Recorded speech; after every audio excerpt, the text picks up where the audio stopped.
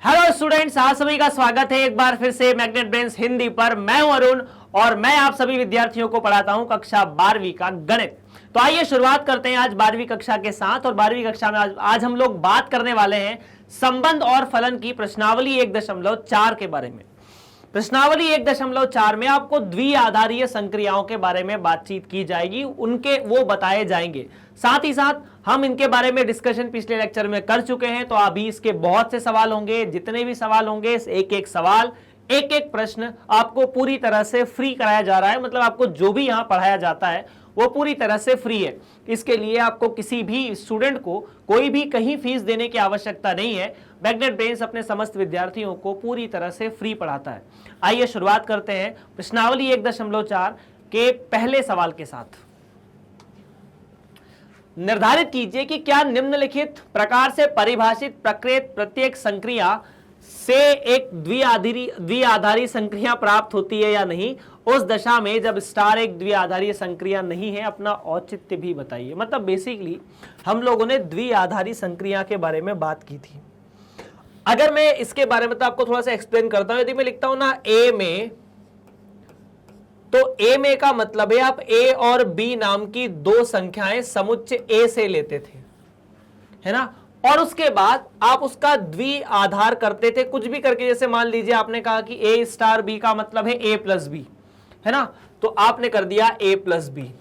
अब आपको अगर ये द्विआधारीय संक्रिया है तो ये ए प्लस बी भी ए से बनना चाहिए। मतलब यही कंडीशन है द्विआधारीय संक्रिया की। मतलब आप ए और बी दो संख्याएं समुच्चय ए से लेंगे और द्विआधारी संक्रिया करने के बाद आपको समुच्चय ए से ही वो आंसर मिलना चाहिए।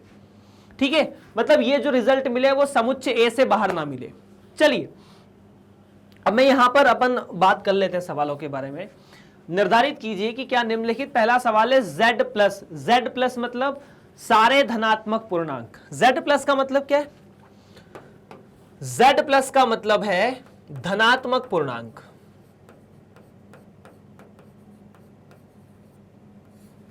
पहला प्रश्न अपन कर रहे हैं, है ना। अब z प्लस का मतलब धनात्मक पूर्णांक। धनात्मक पूर्णांक क्या क्या होते हैं? तो धनात्मक पूर्णांक पहले तो z प्लस परिभाषित करते हैं ना अपन। तो z प्लस का मतलब धनात्मक पूर्णांक मतलब 1 आ जाता है, उसमें 2 आ सकता है, 3 आ सकता है, ऐसे अनंत तक। और वास्तव में इन्हें हम प्राकृत संख्याएं भी कहते हैं। मतलब आपको एक द्विआधारी संक्रिया बनानी है जो z प्लस से शुरू हो। मतलब दो संख्याएं z प्लस से लेकर आप z प्लस तक परिभाषित करें। और a स्टार b बराबर a माइनस बी आपको यहां पर परिभाषा दी गई है। अब देखो a स्टार b का मतलब है a माइनस बी। अब क्या ये द्विआधारी संक्रिया है या नहीं है? मतलब ये ऑपरेशन लगाने के बाद इससे जो रिजल्ट आए a और b क्या होंगे? a और b दो ऐसी संख्याएं हैं जो कि z प्लस से आएगी। मतलब इनमें से आप कोई भी दो संख्या लो, आगे अनंत तक ऐसी संख्याएं हैं a और b, और a माइनस बी हमेशा z प्लस आना चाहिए। जैसे यदि a बराबर 2 और b बराबर 1 ले लो, तो इस केस में a स्टार b का मतलब क्या है? a स्टार b, या इसको ऐसे भी लिख सकते हैं अपन, इस कंडीशन को 2 स्टार 1 भी लिख सकते हैं, है ना। देख लो a माइनस बी मतलब 2 माइनस 1, और 2 माइनस 1 का मतलब 1। ये 1 z प्लस में है। अगर मैं यहीं पर a बराबर 2 और b बराबर 4 ले लूं, तो ये करके भी हम तो बहुत सारी संख्याओं के बारे में बात कर रहे हैं। तो 2 स्टार 4, 2 माइनस 4 आएगा जो कि -2 होगा, और -2 z प्लस में उपस्थित नहीं हुए। मतलब धनात्मक पूर्णांक है क्या? -2 नहीं है। मतलब जब a बराबर 2 है और b बराबर 4 है तो a माइनस बी एक ऋणात्मक संख्या है, धनात्मक तो नहीं है। मतलब ये हमेशा सही नहीं है। और अगर ये किसी एक के लिए भी गलत है तो वो द्विआधारी संक्रिया नहीं है, कुछ और होगी, हमें कोई मतलब नहीं। तो पहला वाला तो नहीं है, साफ साफ बात है ना। अब उसका रीजन क्या है? रीजन ये है कि a माइनस बी, कारण क्या है? उन्होंने बोला कि औचित्य भी बताइए। तो कारण ये कि a माइनस बी हमेशा धनात्मक पूर्णांक नहीं होता। क्यों? ये ऋणात्मक भी हो सकता है यदि b a से बड़ा हो तो, यही कारण है और कुछ नहीं। चलिए, तो प्रश्न नंबर 2 सेम सवाल है, z प्लस में a स्टार b का मतलब ab। अब बाकी सब सेम है, बस संक्रिया बदल गई है। अभी सवाल नंबर 2 आ चुका है, मतलब पार्ट नंबर 2 आ चुका है और संक्रिया बदल चुकी है ab का मतलब a गुणा b। अब यदि a एक धनात्मक पूर्णांक है, b एक धनात्मक पूर्णांक है, तो आपका मन करे चाहे 2 धनात्मक पूर्णांक ले लो, क्या उनका गुणा भी सदैव धनात्मक पूर्णांक होगा? हाँ बिल्कुल सही है। तो चूंकि यहां पर चाहो तो उदाहरण ले लो 2-4 या फिर लिख दो कि a, b z प्लस में आते हैं। z प्लस मतलब धनात्मक पूर्णांक, इसीलिए a, b भी या ab भी धनात्मक पूर्णांक ही होगा। ab मतलब a का b में गुणा। जैसे मान लीजिए अपन ने a का मान 3 लिया और b का मान 5 लिया, तो ab का मतलब 15 हो जाएगा, एक धनात्मक पूर्णांक है। अब यदि b का मान 3 और a का मान 5 लोगे तो भी 15 आएगा। मतलब a छोटा है या b बड़ा है इससे फर्क नहीं पड़ रहा ना, धनात्मक संख्या आ रही है तो अपन कहेंगे ये द्विआधारी संक्रिया है। जो भी a और b आप धनात्मक लोगे उसके लिए आंसर आपको धनात्मक पूर्णांक ही आएगा। तो अपन यहां कह सकते हैं कि ये एक धनात्मक पूर्णांक है, यहां पर इसमें चिंता की बात नहीं है। तो ये एक द्विआधारीय संक्रिया है, ठीक है। औचित्य ये होगा कि a और b यदि 2 प्राकृत संख्या है तो उनका जो गुणा है वो भी सदैव प्राकृत संख्या या धनात्मक पूर्णांक होगा। तो पहले वाले प्रश्न का जवाब तो नहीं था, है ना, ये वाला तो नहीं था, और ये एक द्विआधारीय संक्रिया है।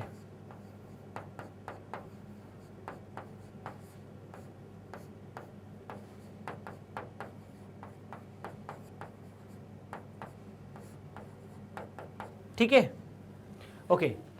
अब तीसरे के बारे में बात करते हैं। R में संक्रिया a स्टार b a माइनस b का वर्ग सदैव द्विआधारी संक्रिया है। बताता हूं कैसे। देखो, अगर मतलब वो डेफिनेशन थी अपन ने उसको क्लियर कर दिया ना, अगर आपको चाहिए तो अपन इसको रख लेते हैं, नए पन्ने पर बात कर लेंगे। अगर मैं तीसरे वाले प्रश्न के बारे में बात करता हूं तो तीसरा वाला प्रश्न ये बोल रहा है कि R में, अब R में a स्टार b का मतलब क्या लिखा इन लोगों ने? a स्टार b का मतलब है a b का वर्ग। R का मतलब क्या? सारी वास्तविक संख्या है। R का मतलब क्या? सारी वास्तविक संख्या है। तो R का मतलब है आप ऋण अनंत से लेकर अनंत में कोई भी संख्या ले लो जो कि एक वास्तविक है, you will always get a real number basically। अब देखो, a एक वास्तविक संख्या है ना, a एक वास्तविक संख्या है, b भी वास्तविक संख्या है ना, ठीक है। अच्छा, अगर मैं a गुणा b करता हूं तो ये भी एक वास्तविक संख्या आएगी क्या? मतलब 2 वास्तविक संख्याओं का गुणा सदैव वास्तविक संख्या होती है। ये चाहो तो लिख लो, 2 वास्तविक संख्याओं का गुणा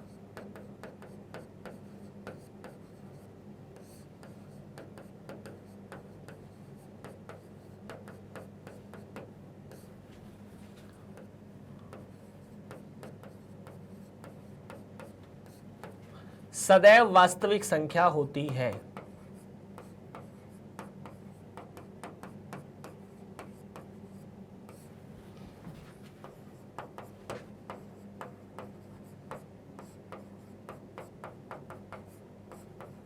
चलो, बहुत अच्छी बात है। अच्छा, अगर a गुणा b एक वास्तविक संख्या है, इसमें मैं एक और वास्तविक संख्या गुणा करूंगा तो वो भी वास्तविक संख्या आएगी क्या? हाँ, उसमें अपन ने एक और वास्तविक संख्या का गुणा कर दिया कि अगर मैं ab में एक और वास्तविक संख्या का गुणा कर दूं तो ये भी वास्तविक संख्या होगी। बिल्कुल बात सही है।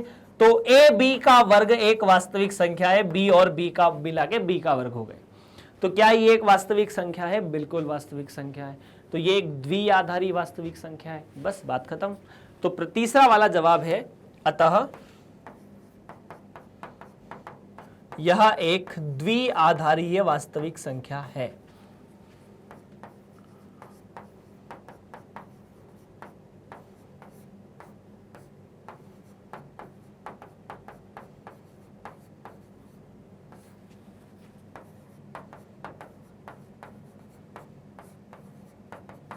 फिनिश। चेक कर सकते हैं आप लोग। प्रश्न नंबर 4। प्रश्न नंबर 4 ये कहता है कि z प्लस में एक संक्रिया है जिसका मतलब है a माइनस बी का मापांक, है ना, द्वारा परिभाषित। अब आई होप आपको मापांक पता है, हमने इसी अध्याय में पढ़ा था, और अगर नहीं पता है तो मैं बता देता हूं। z प्लस में a स्टार b का मतलब है a माइनस b का मापांक। पहले z प्लस क्या है ये देख ले। हाँ जी, z प्लस क्या है? तो z प्लस वास्तव में 1 2 3 4 5 ऐसे ऐसे संख्याएं हो सकती है। अब मापांक का मतलब क्या है यार? जैसे अपन ने पढ़ा था कि कोई भी अगर धनात्मक संख्या है ना, मापांक फलन हमने पढ़ा था एक बेसिकली, कि अगर ऐसी कोई एक संख्या, ये वास्तविक संख्याओं में पढ़ा था, इसको इस प्रकार से लिखते थे अपन। लेकिन मूल बात ऐसी है, आपको बस अभी यहां इतना ध्यान रखना है कि अगर अंदर इस चिन्ह के ऐसे दो डंडों के बीच में ऋणात्मक संख्या आती है तो उसको धनात्मक लिख दो। जैसे उदाहरण के लिए आपको कहा जाए कि -5 का धनात्मक, तो 5। अगर 5 या -5 का धनात्मक, तो ये भी 5। इसे मापांक पढ़ा जाता है बेसिकली। -5 का मापांक भी 5, 5 का मापांक भी 5, बस इतनी सी बात है। अब यहां पर गौर कीजिएगा एक छोटी सी बात का, है ना। छोटी सी बात का क्या? z प्लस में बात हो रही है ना, z प्लस में बात हो रही है। ओके, अब देखना, अगर z प्लस में बात हो रही है तो आपको z प्लस से एक द्विआधारीय संक्रिया इस प्रकार बनानी है कि रिजल्ट भी z प्लस में आना चाहिए। अब एक छोटा सा मतलब एक लॉजिक समझने की कोशिश करो कि a और b दो ऐसी संख्या है जो z प्लस में है। z प्लस मतलब धनात्मक पूर्णांकों में है। अगर वो धनात्मक पूर्णांकों में है तो a में से b को अगर घटाया जाएगा, सोचने की कोशिश करो, a में से b को अगर घटाया जाए तो आपको क्या क्या मिल सकता है? z मिल सकता है। क्या z मतलब?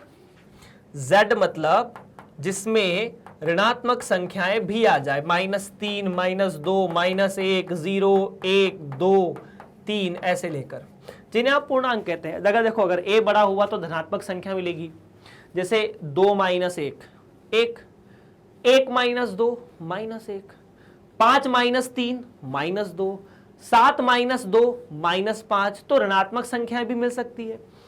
अब अगर इनका मापांक लिया जाए, मतलब अगर a माइनस b का मापांक लोगे, मापांक मतलब एक पॉजिटिव क्वांटिटी, तो ध्यान से सुनना क्या क्या आ जाएगा। मापांक लेने पर आप -1 और 1 का मापांक लोगे तो दोनों बराबर आते हैं, 1 के बराबर। बिल्कुल बात सही है।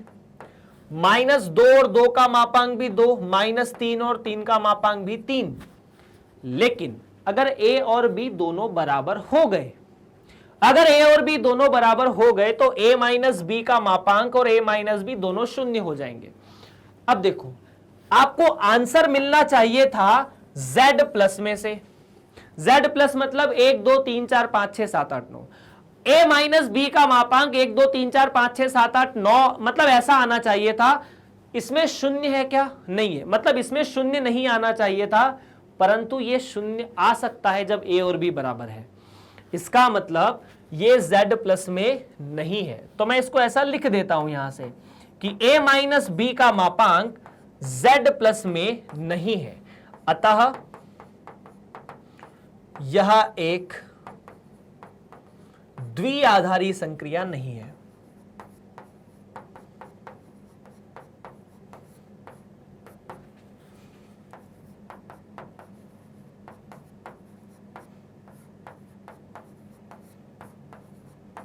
You can check, you can verify. बात करते हैं पांचवे के बारे में। आई होप चौथा ही था ना ये? हाँ चौथा था। पांचवा, a स्टार b बराबर a द्वारा परिभाषित संक्रिया। तो z प्लस में बात हो रही है, बस सीधा सीधा। ओके, तो पांचवा प्रश्न ऐसा है कि z प्लस में a स्टार b बराबर a। इसका मतलब है आप कुछ मत करो, ठीक है, ए स्टार बी हमेशा ए आना चाहिए। अब ये कैसे संभव है? जैसे मतलब ये मैं बोल नहीं रहा कि ऐसे ही है, जैसे मान लो आपको बोला जाए कि ए स्टार बी का मतलब है ए प्लस 0 गुणा बी, तो बाद वाली संख्या का कोई मतलब है क्या? नहीं है, ए ही आएगा हमेशा, है ना। मतलब ये ऐसे सब परिभाषित हो सकता है। तो ध्यान से सुनना, ए और बी क्या है? ए और बी z प्लस से मिलने वाली दो संख्या है। z प्लस मतलब धनात्मक पूर्णांक, जिनको आप 1 से लेकर कुछ भी लिख सकते हो, 1 लिख सकते हो, 2 लिख सकते हो, 3 लिख सकते हो, ऐसे लेकर अनंत तक। अब a और b दो z प्लस है, तो इसका मतलब तो ये भी है ना कि a भी z प्लस है, और अगर a भी z प्लस है तो रिजल्ट भी तो z प्लस में मिल रहा है, तो ये एक द्विआधारीय संक्रिया है। बस बात खत्म। अतः यह एक द्विआधारीय संक्रिया है।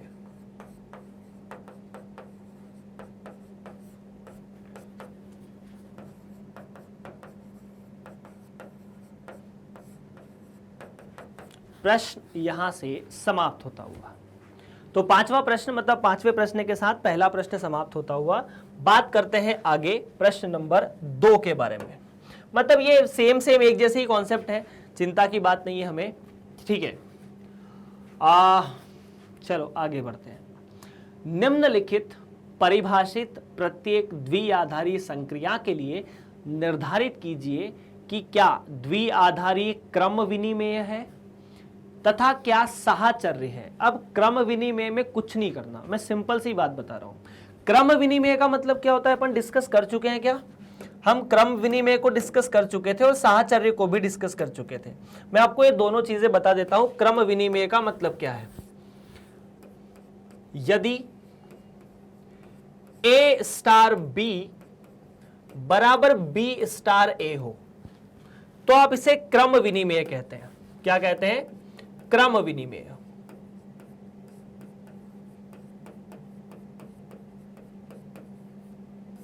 और दूसरा, यदि ए स्टार बी स्टार सी, मतलब आप पहले ए और बी में ऑपरेशन लगाइए, वही ऑपरेशन बाद में ए और बी का जो रिजल्ट आए उसमें सी के साथ लगाओ, और या फिर पहले ए को रहने दो, बी और सी में वो ऑपरेशन लगा लो, तब आप इसे साहचर्य कहते हैं। क्या कहते हैं? साहचर्य। इतनी सी बात है बस। इतना होने के बाद तो क्रम विनिमय चेक करना कोई बहुत बड़ी बात नहीं है। क्रम विनिमय आप 2 लाइन में चेक, मतलब 1 मिनट में चेक कर सकते हो। देखो z में बात हो रही है, मतलब a और b दो वास्तविक संख्या, मतलब 2 पूर्णांक है बेसिकली। तो क्या मतलब a की जगह b और b की जगह a लिख के देखो।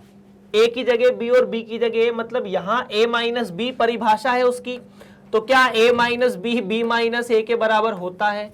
नहीं होता, नहीं होता ना। मतलब साफ साफ है कि a स्टार b b स्टार a के बराबर है ही नहीं। खत्म बात। और अगर नहीं है तो क्रम विनिमय नहीं है। ठीक है, अपन यहां लिख लेते, टेबल बना लेते कि क्या ये क्रम विनिमय है या नहीं है। पहला वाला तो नहीं है। दूसरा, ए बी प्लस 1, तो अगर ए बी प्लस 1 मतलब आप ए की जगह बी और बी की जगह ए लिख दो, क्या ये बी ए प्लस 1 हो सकता है? हाँ यार, ए गुणा बी, बी गुणा ए होगा। अब दोनों साइड अगर एक एक जोड़ दोगे तो बराबर ही आएगा। अगर बराबर आएगा तो मैं लिख सकता हूं ना कि ए स्टार बी बराबर बी स्टार ए होगा, और अगर ऐसा है तो यह क्रम विनिमय होगा। तीसरा, ए बी बटा 2, अब इसे ए बी बटा 2 बोलो या बी ए बटा 2 बोलो, ये तो सदैव बराबर है। अगर बराबर है तो ए स्टार बी बराबर बी स्टार ए, ये भी क्रम विनिमय है। इतनी सी बात है। z प्लस में a स्टार b का मतलब है 2 की घात ab। अब 2 की घात ab का मतलब क्या है? 2 की घात ab का मतलब क्या है? 2 की घात ab बराबर 2 की घात ba, बराबर ही तो होता है। a और b का गुणा आपस में अगर बराबर है तो दोनों को 2 की घात में लगाओगे तो भी बराबर आएगा। मतलब साफ, मतलब क्या? कि यहां से ए star B B star A के बराबर है, तो क्रम विनिमेय है। तीसरे में ए की घात बी, अब देखो अगर आप ए को बी से बदलते हो तो ए की घात बी जरूरी नहीं है कि बी की घात ए के बराबर हो। जैसे 2 की घात 3, 3 की घात 2 के बराबर थोड़ी ना होता है, ये 8 होता है, ये 9 होता है, बराबर थोड़ी ना होता। तो ये बराबर नहीं है। अगर ये बराबर नहीं है तो इस केस में आप कह सकते हैं कि ए star B B star A के बराबर नहीं है और ये क्रम विनिमेय नहीं है। तीसरा, ए स्टार बी का मतलब है ए बटा बी प्लस 1। तो क्या आप ऐसा कह सकते हैं कि ए बटा बी प्लस 1, ए की जगह बी और बी की जगह ए कर दो, ये बराबर होगा? हमेशा तो नहीं है ना।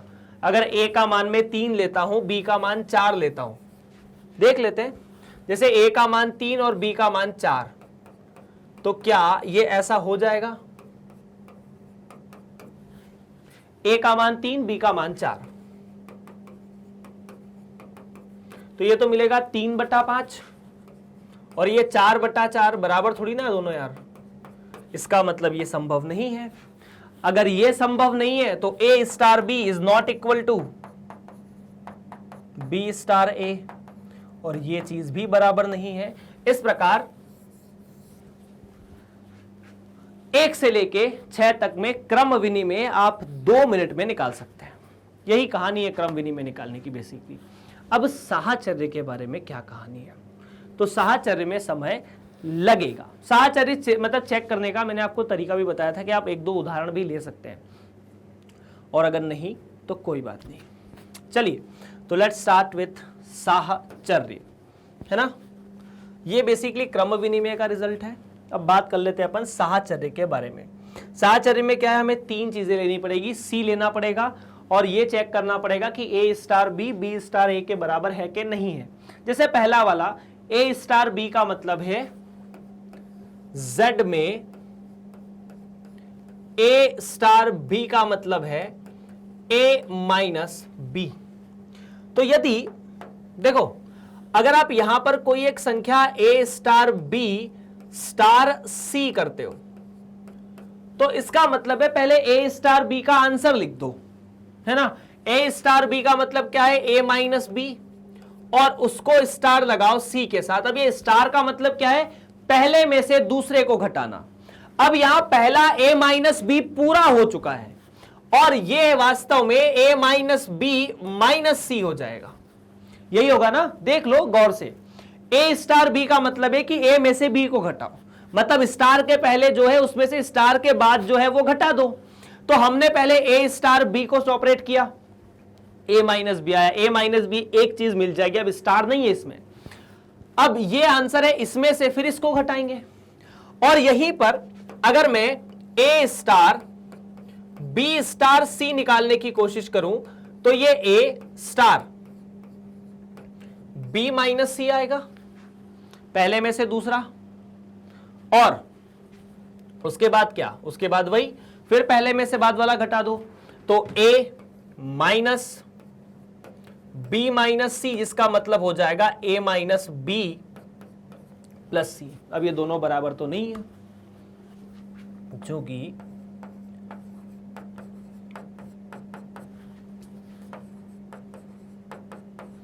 इसीलिए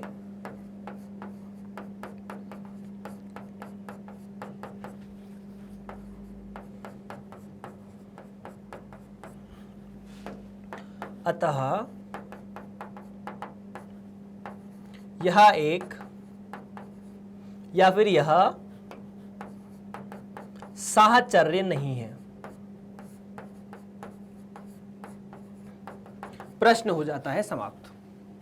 मतलब पहला वाला पार्ट, अभी तो बाकी है बाकी चीजें। क्लियर है क्या?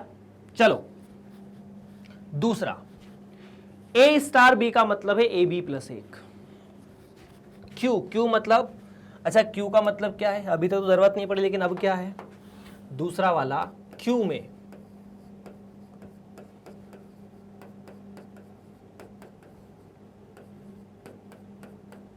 अब क्यू का मतलब है परिमेय संख्याएं। क्यू का मतलब क्या होता है, परिमेय संख्याएं।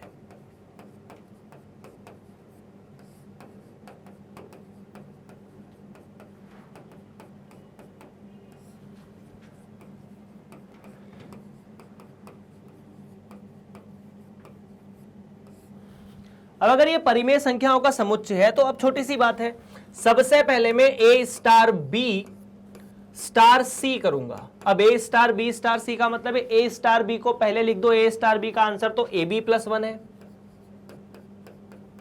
स्टार सी, अब ध्यान से सुनना क्या होगा, जैसे जैसे मतलब ये ए बी प्लस 1 है ना, तो ए बी प्लस 1 को ए मान लो, तो इसका मतलब क्या है कि अगर ए स्टार बी है तो दोनों को गुणा करके एक जोड़ दो, इन दोनों को गुणा करके एक जोड़ेंगे तो इन दोनों को मतलब ए बी प्लस 1 में गुणा किया जाएगा सी का और फिर एक जोड़ दिया जाएगा, तो यहां से आपको जवाब मिलेगा A B C plus C plus 1, A B C C plus 1। और यहीं पर अगर मैं A star B star C निकालूं तो ये कैसे निकलेगा, पहले तो आप बी और सी में यही कहानी करेंगे, ए को बाहर रखा, बी सी प्लस 1, दोनों को गुणा करके एक जोड़ दो, फिर इन दोनों को इसे और इसे गुणा करके एक जोड़ दो, मतलब ए का बी सी प्लस 1 में गुणा करके एक जोड़ना है। देखो क्या आएगा, A B C plus A plus 1। क्या ये दोनों बराबर है, बिल्कुल नहीं है। ए बी सी प्लस 1 बराबर नहीं है A B C plus A plus 1। अब ए और सी पे डिपेंड करता है ना, अगर ए और सी बराबर हुए तो बराबर, नहीं हुए तो कहां से बराबर। अगर ऐसा है तो फिर वही कहानी कि ए स्टार बी स्टार सी बराबर नहीं है ए स्टार बी स्टार सी के, तो क्या ये साहचर्य है, नहीं है, बस बात खत्म।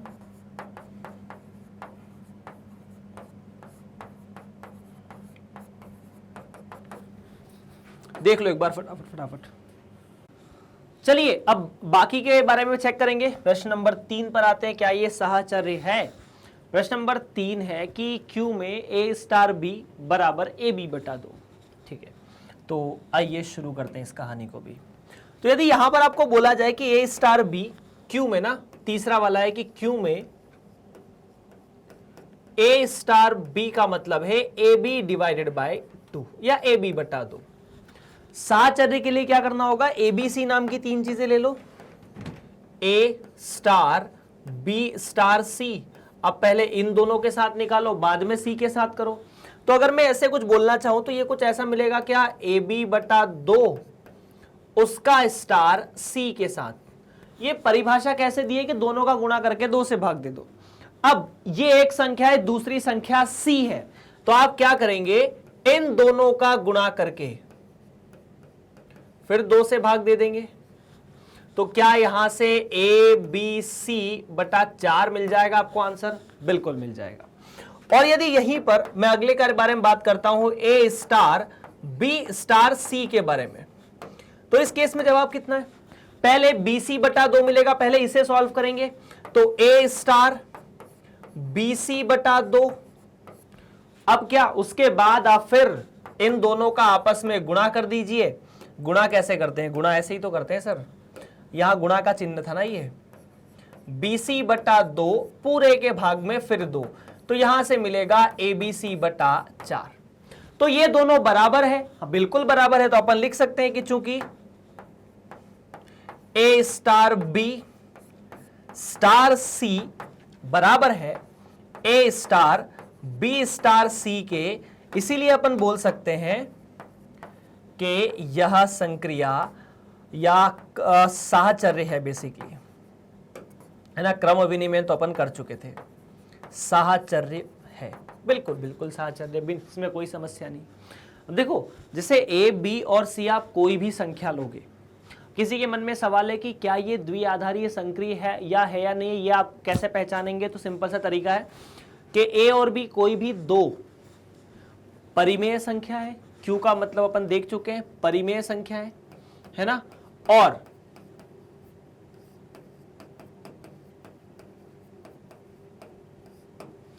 दो परिमेय संख्या गुणा करोगे तो परिमेय संख्या, तीसरी परिमेय संख्या गुणा करोगे तो वो भी परिमेय संख्या, 4 से भाग दोगे तो भी परिमेय संख्या, है ना।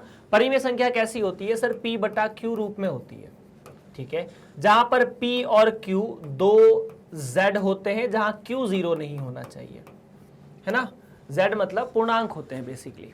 तो चलिए बात करते हैं चौथे वाले केस, चौथे, पांचवे और छठे। जैसे आपको 6 केस दिख रहे हैं ना, आप इस केस में ए, बी और सी के मान कुछ लेके भी इसको सिद्ध कर सकते हैं कि ये द्विआधारीय संक्रिया है या नहीं है। जैसे चौथे वाले केस में आपको 2 की घात ए बी दिख रहा है, ठीक है, तो अपन इस वाले केस को यहां करने की कोशिश करते हैं, बाकी 3 तो अपन कर चुके हैं। चौथे वाले केस में आंसर आपको दिख रहा है या z दिख रहा है, z में a स्टार b का मतलब है 2 की घात ए बी। ऐसे ही अच्छा z प्लस में, बिल्कुल z प्लस में, ठीक। तो मान लेते हैं यार ए बी, ए बराबर 1, बी बराबर 2, सी बराबर 3, है ना। सुनना अभी में क्या मतलब, हमें क्या करने की आवश्यकता है, पहले हम ए स्टार बी स्टार सी निकालेंगे। तो ए स्टार बी का मतलब है ए बी का गुणा करके 2 की घात में कर दो, तो ये तो आ जाएगा 2 की घात में ए बी का गुणा और उसका स्टार लगेगा सी के साथ। तो उदाहरण में अपन ने ए और बी को ले ही लिया है, तो क्या मैं लिख सकता हूं, ये आ जाएगा 2 की घात 1 गुणा 2 स्टार 3, ऐसा आ जाएगा क्या सी की जगह। अब 2 की घात 1 गुणा 2 कितना, 2 की घात 2, 2 की घात 2 तो हुआ 4, तो ये तो मिला 4 गुणा 3, या 4 गुणा 3 नहीं, 4 स्टार 3, गुणा नहीं है, सॉरी, यहां पर अभी भी स्टार है, यहां पर अभी भी स्टार है, ये स्टार वाला सी की जगह 3 लिखा। अब स्टार का मतलब क्या है, जो दोनों संख्या है उनको घात में कर दो 2 की, तो क्या आप यहां पे लिख सकते हैं कि आ जाएगा 2 की घात 4 गुणा 3, जिसका मतलब 2 की घात 12, ठीक, बिल्कुल ठीक। अगर यहीं पर मैं निकालना चाहूं ए स्टार बी स्टार सी, तो ए स्टार बी स्टार सी में आप बी और सी में यह ऑपरेशन करेंगे पहले, तो ए को जैसा है वैसा रहने दो स्टार के साथ। बी और सी में ऑपरेशन करने का मतलब है आपने बी को या 2 की घात में बी सी लिख दिया, है ना, बी का मतलब 2, सी का मतलब 3, तो यहां से मिलेगा ए स्टार 2 की घात 2 गुणा 3, और 2 गुणा 3 तो 6 होता है, तो ये तो मिलेगा 2 की घात 6, ठीक है। तो ए स्टार 2 की घात 6, अब 2 की घात 6 का मतलब कितना होता है, 64, बिल्कुल 64, ठीक है। तो यहां से आपको मिलेगा ए स्टार 64, और यही चीज एक बार अप्लाई करके देखो, तो कोई बड़ी बात नहीं है यार, यहां पर तो मिला ए स्टार 64, अब ये क्या हो जाएगा, ए स्टार 64 का मतलब, ए स्टार 64 का मतलब है इन दोनों का गुणा करके 2 की घात में कर दो, तो 2 की घात 64। अब क्या ये दोनों बराबर है, 2 की घात 12 और 2 की घात 64, बिल्कुल बराबर नहीं है ना। 2 की घात 12 2 की घात 64 के बराबर नहीं है। अगर नहीं है इसका मतलब ये दोनों आपस में बराबर नहीं है, अगर बराबर नहीं है तो साहचर्य नहीं है, सीधी सीधी बात है, कोई परेशानी नहीं है इसमें।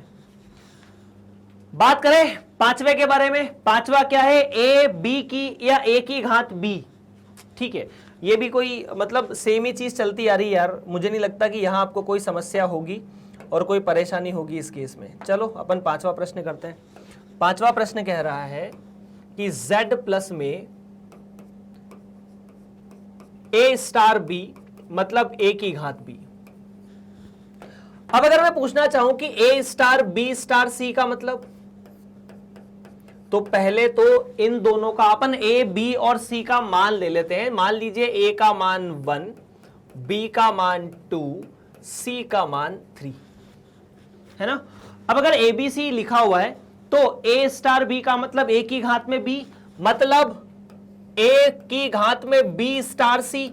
अब ए तो 1 है, तो 1 की घात में 2 स्टार सी, तो यहां से तो मिलता है 1 स्टार 3। 1 स्टार 3 मतलब जो संख्या पहले लिखी है उसकी घात में दूसरी संख्या, दैट मीन्स 1 की घात में 3, जो कि आ जाएगा 1, है ना। सेम प्रोसेस है। अगर यहीं पर ए स्टार बी स्टार सी लिखते तो ए स्टार बी स्टार सी में क्या होता है, ए स्टार बी स्टार सी में ए को तो यहीं लिखते, ठीक है, b मतलब b की घात में c लगाते, जो पहले लिखा उसकी पावर में दूसरा। अब अगर ऐसा है तो a तो जैसा है वैसा, b तो 2 है, c 3 है, तो 2 की घात में 3, ये हुआ 8, तो a स्टार 8। अब a का मान तो 1 है ना, तो यहां से तो मिलेगा 1 स्टार 8, 1 स्टार 8 का मतलब 1 की घात में 8, ये भी फिर से 8, या a फिर से 1। गौर से देखिए दोनों चीजें बराबर है। अगर दोनों बराबर है तो अपन लिख सकते हैं इस केस में कि यहां पर आप a स्टार b स्टार c करवा रहे हैं बराबर a स्टार b स्टार c करवा रहे हैं, दोनों बराबर है, इसीलिए ये साहचर्य है। प्रश्न आता है अगला, है ना। ये मतलब ये टॉपिक जो है ना, इसमें कुछ लॉजिक बहुत ज्यादा नहीं है, बस छोटी मोटी चीजें हैं जिनकी जरूरत पड़ती है, इसीलिए ज्यादा सवाल इस पे होते भी नहीं है। सही बात तो ये है, ठीक है। अगला है a स्टार b बराबर a बटा b प्लस 1, ठीक है। तो ये जिसमें परिभाषित किया गया है छठा वाला, ये सारी वास्तविक संख्याओं में किया है सिवाय -1 को छोड़कर, ठीक है। और इस प्रकार परिभाषित है कि a स्टार b बराबर पहले वाले को दूसरे में 1 जोड़कर भाग देना है, ये अपन सीख गए। अब उदाहरण के लिए मान लीजिए a बराबर 1, b बराबर 2 और c बराबर 3 लिया जा रहा है, ठीक। आपको निकालना है a स्टार b स्टार c, ठीक है, और इधर अपन निकाल लेंगे a स्टार b स्टार c निकाल लेंगे, है ना। अब देखो अगर मैं a स्टार b पहले निकालता हूं तो a स्टार b का मतलब कितना है, a स्टार b का मतलब a में आप b प्लस 1 का डिवाइड करोगे, a तो 1 है, b 2 है, तो 2 प्लस 1 तो हो गए 3।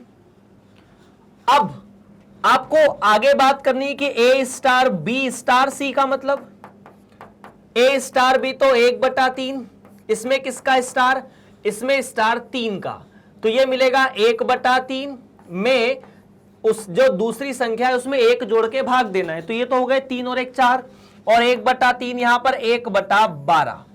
सेकेंड, a स्टार b स्टार c के बारे में बात करेंगे तो पहले अपन b स्टार c के बारे में बात करेंगे। b स्टार c का मतलब क्या है, पहली संख्या को दूसरी संख्या में 1 जोड़ के भाग दे दिया जाए, ठीक। b का मान 2, c का मान 3, तो यहां से मिलेगा 2/3 प्लस 1 मतलब 2/4, 2/4 का मतलब 1/2, ठीक है। अब देखो a स्टार b स्टार c के साथ आपको मिलना चाहिए a स्टार 1/2। अब इसका मतलब क्या है, पहली संख्या को दूसरी संख्या में 1 जोड़ के भाग देना है। पहली संख्या 1 है, यहां पर मिलेगा 1 और यहां 3/2, जिसका मतलब 2/3। क्या ये दोनों बराबर है 1/12? क्या 2/3 के बराबर है? नहीं है, तो ये साहचर्य नहीं है, बात खत्म। ये साहचर्य नहीं है, फिनिश, इतनी सी बात है। तो प्रश्न नंबर 2 भी समाप्त होता हुआ। चलिए आगे बढ़ते हैं फिर, अगला टॉपिक, अगला प्रश्न, प्रश्न नंबर 3। समुच्चय A जो कि 1 2 3 4 5 में A स्टार B ऐसा कुछ मतलब कोई परिभाषा दी है, निम्नतम AB द्वारा परिभाषित संक्रिया पर विचार कीजिए। संक्रिया A के लिए संक्रिया सारणी लिखिए। अब ये संक्रिया सारणी कैसे लिखते हैं, देखो कुछ नहीं करना है, हमें A के जितने भी अवयव हैं उन सभी को दूसरे अवयव के साथ लेना है और ये बताना है कि इन दोनों में इस कंडीशन को कौन संतुष्ट कर रहा है। मैं ये आपको बता देता हूं, समझा देता हूं। बेसिकली ये समझने के लिए हमें यहां पर बहुत कुछ करने की आवश्यकता है। देखो जैसे मान लेते हैं एक A में अपने पास क्या क्या अवयव है, तो सर A में आपके पास 1 उपस्थित है, 2 उपस्थित है, 3 है, 4 है और 5 है। A समुच्चय का मतलब तो यही है ना, बिल्कुल। और इन सारे अवयवों को मैंने यहां पर भी लिख दिया, 1 है, 2 है, 3 है, 4 है और 5 है। मतलब टेबल बनाने का, सारणी बनाने का क्यों कहा जा रहा है उसको बड़े गौर से देखिए और समझने की कोशिश जरूर कीजिए। आपको सारणी बनाने का क्यों और सारणी बनानी कैसे है, क्योंकि आने वाले सवालों में सारणी की आवश्यकता आपको रहने वाली है।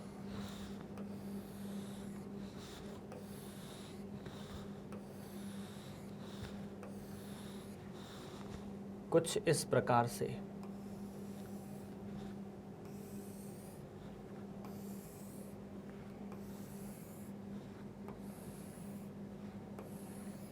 अब आपको यह बोला है कि एक ऐसा समुच्चय, आपने कहा बिल्कुल है, हमें कोई दिक्कत नहीं, एक समुच्चय है।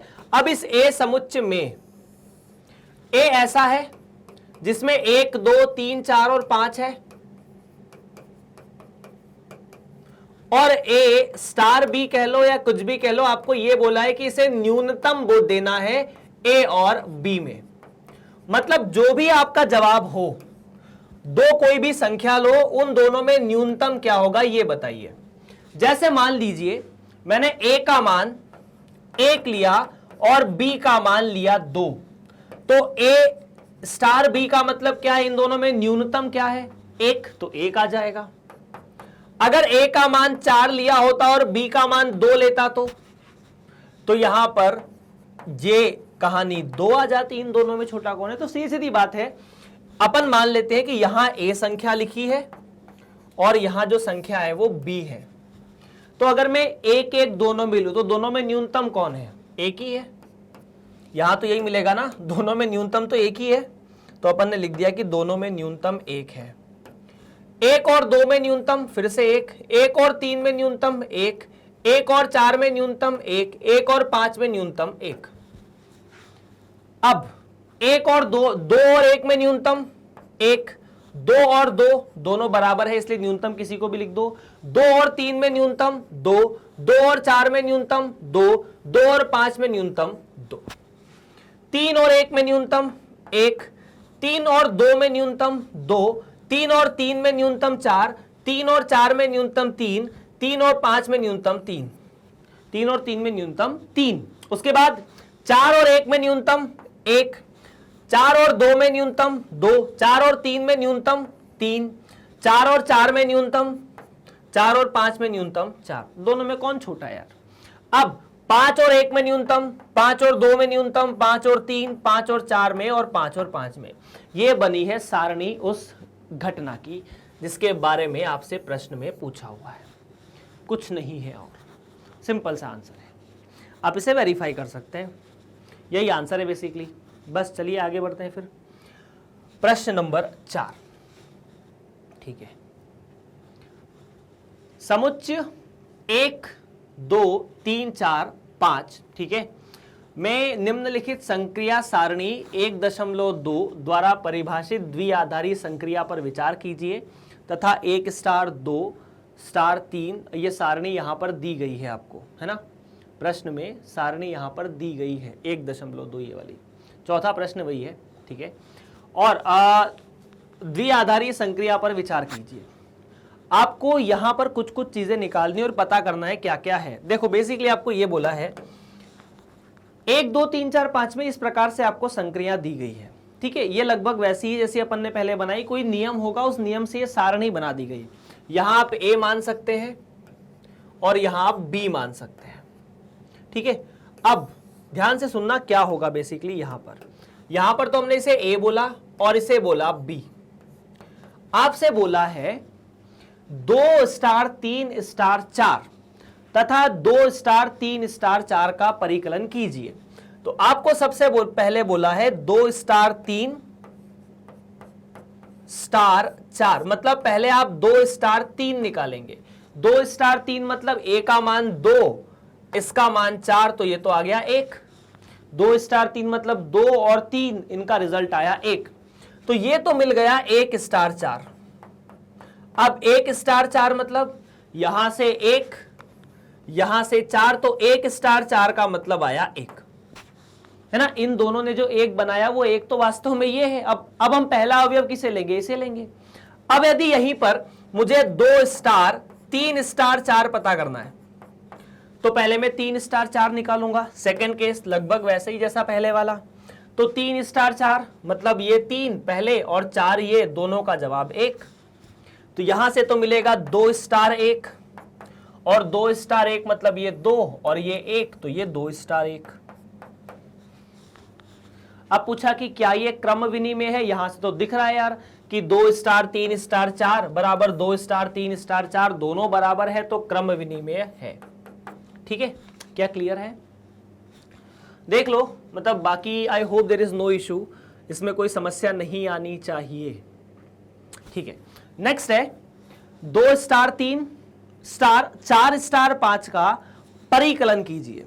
तो आपको तीसरे, ये पहले प्रश्न का जवाब था, तीसरे प्रश्न का जवाब है 2 स्टार 3 स्टार 4 स्टार 5।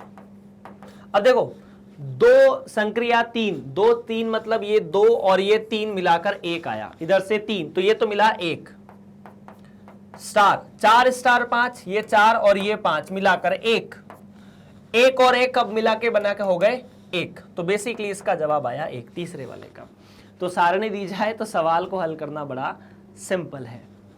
चलिए प्रश्न नंबर 4 खत्म। प्रश्न नंबर 5, मान लीजिए कि समुच्चय ए में 1 2 3 4 5 में एक द्विआधारीय संक्रिया ए स्टार बी, ए तथा बी का HCF द्वारा परिभाषित है। HCF मतलब आप कह सकते हैं कि यहां पर हाईएस्ट कॉमन फैक्टर या महत्तम गुणांक के बारे में बात हो रही है।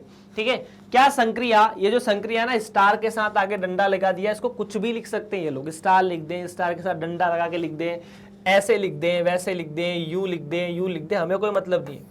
हमें इतना देखना है कि कुछ परिभाषा हो रही है। ठीक है, तो उपयुक्त प्रश्न 4 में परिभाषित संक्रिया के समान है, मतलब क्या इसका जवाब पहले वाली संक्रिया के समान है? अपने उत्तर का औचित्य भी बताइए। तो इसमें आपको कुछ ज्यादा करने की आवश्यकता नहीं, टेबल बना के देख लो कि इन दोनों का HCF कौन है, हाईएस्ट कॉमन फैक्टर। मतलब दो संख्याओं का HCF तो मुझे उम्मीद है आपको निकालना आता होगा, है ना? महत्तम गुणांक, है ना? मतलब ऐसी कौन सी संख्या है, ठीक है? देखो जैसे 1 2 3 4 5 इसी टेबल का अपन प्रयोग कर सकते हैं।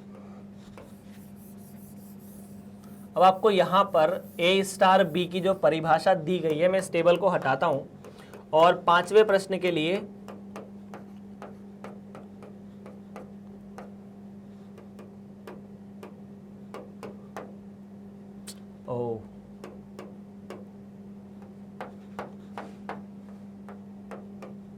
अपन A को यहां और B को यहां चेंज कर लेते हैं, ये A आएगा, ये B आएगा। अब आपको बोला गया है कि A स्टार डैश B का मतलब है HCF A और B का, है ना? देखना, ध्यान से सुनना, बेसिकली क्या होता है, हाईएस्ट कॉमन फैक्टर, है ना? महत्तम गुणांक नहीं, हाईएस्ट कॉमन फैक्टर, आप इसे बहुत अच्छे से जानते हैं। अब जैसे 1 और 1, ऐसी कौन सी संख्या है जो इन दोनों संख्याओं को विभाजित करती है? ठीक है, तो आपने कहा सर ऐसी तो सिर्फ एक ही संख्या है जो कि 1 है। 1 और 2 ऐसी कौन सी संख्या जो इन दोनों को विभाजित करती है? 1, यहां पर भी 1, यहां पर भी 1 और यहां पर भी 1। आप गौर से देख सकते हैं, 1 के साथ 3 ले लो, 1 के साथ 4 या 1 के साथ 5। मतलब ऐसी कौन कौन सी, या इन सभी 1 और 5 को बीच में ऐसी कौन सी संख्या जो इन दोनों को विभाजित करती है? तो वो 1 ही है।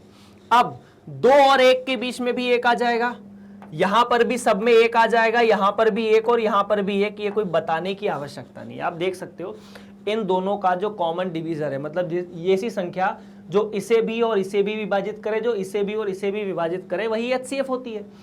अब जैसे 2 और 2, तो इन दोनों को 2 ही विभाजित करेगा। 3 और 3, इन दोनों को 3। 4 और 4, इन दोनों को 4। 5 और 5, इन दोनों को भी 5। सबसे बड़ी ना, ऐसा जैसे ऐसा होता है कि मान लीजिए कोई 2 संख्या है, जैसे उदाहरण के लिए 12 और अपन ले लेते हैं मान लीजिए 30 या 32, है ना? इन दोनों को 2 तो विभाजित करता है लेकिन 4 भी करता है, तो HCF क्या आएगा? HCF आएगा 4। क्यों? क्योंकि सबसे बड़ी संख्या जो इनको विभाजित करती है, बड़ी से बड़ी संख्या बेसिकली। अब 2 और 3 के बारे में बात करते हैं, ठीक है। तो देखिए 2 और 3 अभाज्य संख्या, मतलब 2 और 3 अभाज्य संख्याओं का, अभाज्य संख्याओं का HCF हमेशा 1 होता है। 2 ना 3 को विभाजित कर पाएगा, ना 3 2 को विभाजित कर पाएगा, तो यहां पर दोनों को 1 ही विभाजित कर पाएगा। इसी प्रकार 3 और 4 और 3 और 5 के साथ भी कहानी होगी। 2 और 3 के साथ भी 1 ही आएगा, 2 और 4 में आंसर 2 आएगा। ऐसा क्यों? क्योंकि 2 और 4, अगर 2 के बारे में बात करें तो 2 को 2 और 1 दोनों विभाजित कर पाएंगे, 4 को 4, 2 और 1 तीनों विभाजित कर पाएंगे। दोनों में सबसे बड़ा 2 है। 2 और 5 एक सम और एक विषम, दोनों का ऐसी संख्या जो दोनों को विभाजित कर दे वो सिर्फ और सिर्फ 1 है। उसी प्रकार 4 और 2 का आंसर भी 2 आ जाएगा, 4 और 3 का आंसर 1, 4 और 4 का आंसर 4, 4 और 5 का आंसर भी आ जाएगा 1, 5 और 2 1, 5 और 3 1, 5 और 4 1। इस प्रकार ये फाइनल आपकी सारणी है। अब क्या ये इस सारणी के बराबर है? आपसे प्रश्न में ये पूछा है, तो मेरे हिसाब से है यार। 1 1 1 1 देख लो क्या है, क्या 1 1 1 1 चारों जगह 1 1 ही है ना, सब में 1 1। फिर 1 2 1 2 1, बिल्कुल 1 2 1 2 1 सही है। 1 1 3 1 3 या 1 1 3 1 1, तो यहां से मिला 1 1 3 1 1, बिल्कुल सही है। 1 2 1 4 1, 1 2 1 4 1, 1 1 1 1 5, तो 1 1 1 1 5 बिल्कुल बराबर है। हाँ, तो अपन कह सकते हैं कि आपने जो प्रश्न पूछा है हमसे सही है, ठीक है। हाँ जी, बाकी अपन टेबल तो बना चुके हैं, क्लियर है। चलिए प्रश्न नंबर 5 भी समाप्त। छठवां प्रश्न, ठीक है। मान लीजिए n में एक द्विआधारीय संक्रिया a स्टार b का मतलब a तथा b का LCM द्वारा परिभाषित है। लीस्ट कॉमन मल्टीपल मतलब बेसिकली ऐसी संख्या, मतलब एक ऐसी संख्या जो दोनों संख्याओं से विभाजित हो a और b से, और सबसे छोटी संख्या हो। जैसे उदाहरण के लिए मैं बात करता हूं कि 2 और 3 का LCM क्या होगा। सबसे छोटा एग्जांपल लेते हैं, है ना, 2 और 3 का। तो सीधी सीधी बात है, ऐसी संख्या जो 2 से विभाजित भी हो और 3 से भी हो, तो 6 भी होती है, 12 भी होती है, 18 भी होती है। इनमें सबसे छोटी कौन है? 6 है, तो 6। अब 5 स्टार 7, अब आपसे पूछा है कि 5 स्टार 7 द्वारा विभाजित संख्या कैसे निकालोगे। मतलब ऐसी संख्या जो इन दोनों से विभाजित होती है ना। तो 5 स्टार 7 का मतलब क्या होगा? LCM 5 star 7। अब मैं आपको एक बात बता देता हूं, अगर दो अभाज्य संख्याएं जैसे 5 और 7 या परस्पर अभाज्य, मतलब पहली संख्या दूसरे को विभाजित नहीं कर पाए, दूसरे पहले को विभाजित नहीं कर पाए, या ऐसे मान लो कि अगर दो अभाज्य संख्याएं हैं तो उस केस में दोनों का LCM उन दोनों का गुणा हो जाता है, मतलब 5 गुणा 7। यह आंसर होगा आपका यहां पर पहले वाले पार्ट में, जो कि 35 आएगा। सबसे छोटी संख्या 35 ही है जो 5 और 7 दोनों से विभाजित होती है। अब दूसरा 20 स्टार 16, अब इसका मतलब है LCM किसका? 20 और 16 का। अब आप 12वीं कक्षा में आ चुके, या तो आप LCM निकालने की जो विधि है उससे निकालिए, या जैसा आपको जमता है, मतलब बेसिकली जो तरीका आपको बचपन से पता है उससे प्रयोग कीजिए, या ऐसे भी हिट एंड ट्रायल भी लगा सकते हैं। इसका LCM आएगा 60। देख लीजिए कैसे निकालते हैं LCM। अगर आपको नहीं आता है तो दोनों संख्याओं को एक साथ लिखिए और ऐसी संख्याओं से इन्हें विभाजित कीजिए जो दोनों को विभाजित करती है। तो जैसे मैं बात करता हूं, दोनों 2 से विभाजित होती है, ये 10 आ जाएगा और ये 8 हो जाएगी। फिर दोनों होगी तो ये 5 से और ये 4 से विभाजित होगी। अब ऐसी कोई संख्या है जो 2 से विभाजित हो सकती है? हो सकती है। 5 तो जैसा का जैसा रह जाएगा, लेकिन ये 2 हो जाएगा, और फिर ये 5 और ये 1 हो जाएगा, और ये 5 फिर ये 1 और 1 हो जाएगा। जब तक 1 1 ना आए ऐसे करते जाओ। अब इन सभी को गुणा कर दो, 2 गुणा 2 गुणा 2 गुणा 2 गुणा 5, तो 4 दूनी 8 दूनी 16, 16 पंजे 80। बस। तो ये रहा 80, अपन ने ऐसे भी निकाल लिया। 20 के पहाड़े में 80 आता है, 16 के पहाड़े में 80 आता है, बस यही चेक करना था। तो चलिए पहला पार्ट तो हो चुका, ठीक है। क्या स्टार क्रम विनिमेय है? क्रम विनिमेय का मतलब है कि अगर आप ए स्टार बी करो तो क्या ये बी स्टार ए आता है? सीधी सीधी बात है यार। अगर ए और बी दो संख्याओं का एलसीएम निकालोगे तो वो बी और ए के एलसीएम के बराबर भी आएगा ना। मतलब अगर मैं आपसे पूछूं कि 6 और 2 का एलसीएम कितना, तो आप कहोगे 2 और 6 का एलसीएम के बराबर। इससे फर्क तो नहीं पड़ता ना कि किसे पहले लिख रहे हो। ये बिल्कुल सत्य है, इसमें कोई चिंता की बात नहीं है। तो ये क्रम विनिमेय है? हाँ, क्रम विनिमेय तो है। क्या साहचर्य है? तीसरा पार्ट पूछा है कि क्या ये साहचर्य है। अब देखिए, साहचर्य में एक दिक्कत है। साहचर्य में बेसिकली आपको यहां पर कोई संख्याएं लेनी पड़ेगी, आप ऐसे ही कुछ नहीं बोल सकते। तो मान लेते हैं अपन ए की जगह 10, बी की जगह 8 और सी की जगह 5 ले लेते हैं, ठीक है। अब आपको पहले निकालना होगा साहचर्य के लिए। क्या चेक करते हैं कि पहले ए स्टार बी स्टार सी निकाल लो, यही करते हैं, ठीक है। अब देखना ध्यान से, ए स्टार बी का मतलब है 10 और 8 का एलसीएम। ए स्टार बी का मतलब कितना है? 10 और 8 का एलसीएम।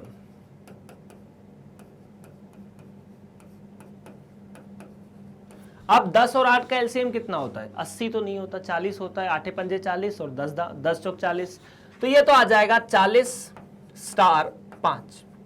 40 स्टार 5 का मतलब क्या है? 40 और 5 का एलसीएम, है ना। 40 और 5 का एलसीएम भी 40 आ जाएगा, क्योंकि 5 के पहाड़े में 40 आ जाता है। अब यदि मैं यहीं पर ए स्टार बी स्टार सी निकालूं पहले, तो बी स्टार सी का मतलब कितना है? बी स्टार सी का मतलब है एलसीएम किस किस का? 8 और 5 का। तो 8 और 5 का एलसीएम लिखने का मतलब कितना है? 8 पंजे 40, दोनों संख्याएं में कुछ भी कॉमन नहीं है, ठीक है, तो 40। अब ए का मतलब 10, तो 10 स्टार 40, तो यार ये तो फिर से 40, तो दोनों बराबर है। बिल्कुल, हाँ ये साहचर्य है, बिल्कुल बात सही है। ओके ओके, अब बात करते हैं अगले प्रश्न के बारे में। n में स्टार का तत्समक अवयव ज्ञात कीजिए। कहां पर ज्ञात करना है? n में। n का मतलब समझते हो ना, प्राकृत संख्याओं में। ये द्विआधारीय संक्रिया प्राकृत संख्या में परिभाषित है। तो आप कहां पर चेक करोगे? प्राकृत संख्या में। तो अगर मैं बात करूं तत्समक अवयव के बारे में, तो तत्समक अवयव का मतलब है आप संक्रिया को ऐसे लिखो चाहे ऐसे लिखो, वो a के बराबर आना चाहिए, तब जाके आप उसे बोलोगे कि E जो है वो तत्समक है।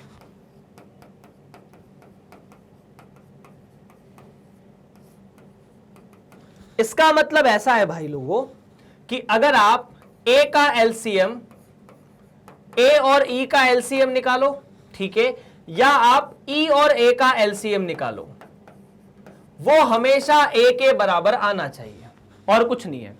तो किसी भी संख्या का 1 के साथ एलसीएम वही संख्या आती है।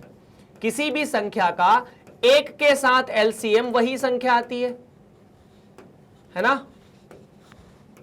तो यहां से आप कह सकते हैं कि E का मान 1 आएगा। बिल्कुल सही बात है, E का मान 1 आएगा, बिल्कुल सही बात है। बस इतनी सी बात है, ठीक है। मतलब यहां अगर एक और कोई भी ए नाम की संख्या, वैसे 5 और 1 का एलसीएम 5, 10 और 1 का एलसीएम 10, 1 और 10 का एलसीएम भी 10, तो बस E का मान 1। अब n के कौन कौन से अवयव संक्रिया के लिए व्युत्क्रम है? मतलब n का मतलब प्राकृत संख्या है। प्राकृत संख्याओं में ऐसे कौन कौन से अवयव हैं जिनका मतलब जो व्युत्क्रमणीय है? मतलब सीधा सीधा है, अगर व्युत्क्रमणीय के बारे में बात की जाए तो आपको बताया था कि अगर आप b को व्युत्क्रम मानते हैं तो a स्टार b आपको e देना चाहिए। e का मतलब अभी 1 है। मतलब ध्यान से सुनना कि एलसीएम इस केस में a, b का आना चाहिए 1। कितना? 1 आना चाहिए। अब एक बात बताओ, एक का एक के साथ एलसीएम एक आएगा, बिल्कुल एक आएगा। तो एलसीएम अगर मैं एक का एक के साथ एलसीएम लूं तो एक आएगा, है ना। अगर एक का दो के साथ एलसीएम लूंगा तो दो आएगा, एक का तीन के साथ एलसीएम लूंगा तो तीन आएगा, एक का चार के साथ लूंगा तो चार आएगा। बस, तो सिर्फ a बराबर एक के लिए ही यह संभव है, बस किसके लिए, a बराबर एक के लिए। तो कौन से अवयव, तो सिर्फ एक अवयव जिसका नाम है एक, उसी के लिए संभव है एक और एक का एलसीएम एक आ जाता है, बाकी एक और दो का एलसीएम दो आ जाएगा, हमको चाहिए एक। एक क्यों, क्योंकि जो संक्रिया में आप बी ले रहे हो वो बी इस प्रकार हो कि संक्रिया लगे तो ई आ जाए, यहां ई का मतलब एक है। प्रश्न यहीं तक है, प्रश्न नंबर 6 भी समाप्त। बात करेंगे 7वें प्रश्न के बारे में, ठीक है। समुच्चय 1 2 3 4 5 ए स्टार बी, ए तथा बी का एलसीएम द्वारा परिभाषित एक द्विआधारीय संक्रिया है। अपने औचित्य का या अपने उत्तर का औचित्य भी बताइए, फटाफट बताइए क्या जवाब होगा। हाँ तो देखो यार, फटाफट ऐसी बातें हैं कि क्या ये एक द्विआधारीय संक्रिया है। अगर मैं इस समुच्चय को ए समुच्चय कहता हूं तो ए का मतलब 1 2 3 4 और 5 है। और यहां से आपको जब आप कोई भी द्विआधारीय संक्रिया समुच्चय ए में बताते हैं तो इसका मतलब ऐसा होना चाहिए, है ना। अब देखो, अगर आपको बोले कि ए स्टार बी का मतलब एलसीएम ए कॉमा बी, अब ऐसा जरूरी नहीं है कि ये एक द्विआधारीय संक्रिया हो। देखो उदाहरण के लिए मैं बोल दूं, जैसे उदाहरण के लिए मैंने कहा कि ए का मान आप 4 ले लो और बी का मान ले लो 3, तो एलसीएम 4, 3, तो 4 और 3 में कुछ कॉमन नहीं है, इसलिए एलसीएम आ जाएगा 4 गुणा 3 मतलब 12। 12 एक ऐसी संख्या है जो जिससे जो 4 और 3 दोनों से विभाजित होती है। अब ये 12 क्या इस ए समुच्चय में उपस्थित है, नहीं है, तो द्विआधारीय संख्या कहां से हो जाएगी, चूंकि 12 समुच्चय ए में उपस्थित नहीं है इसीलिए यह एक द्विआधारीय संक्रिया नहीं है। बात खत्म।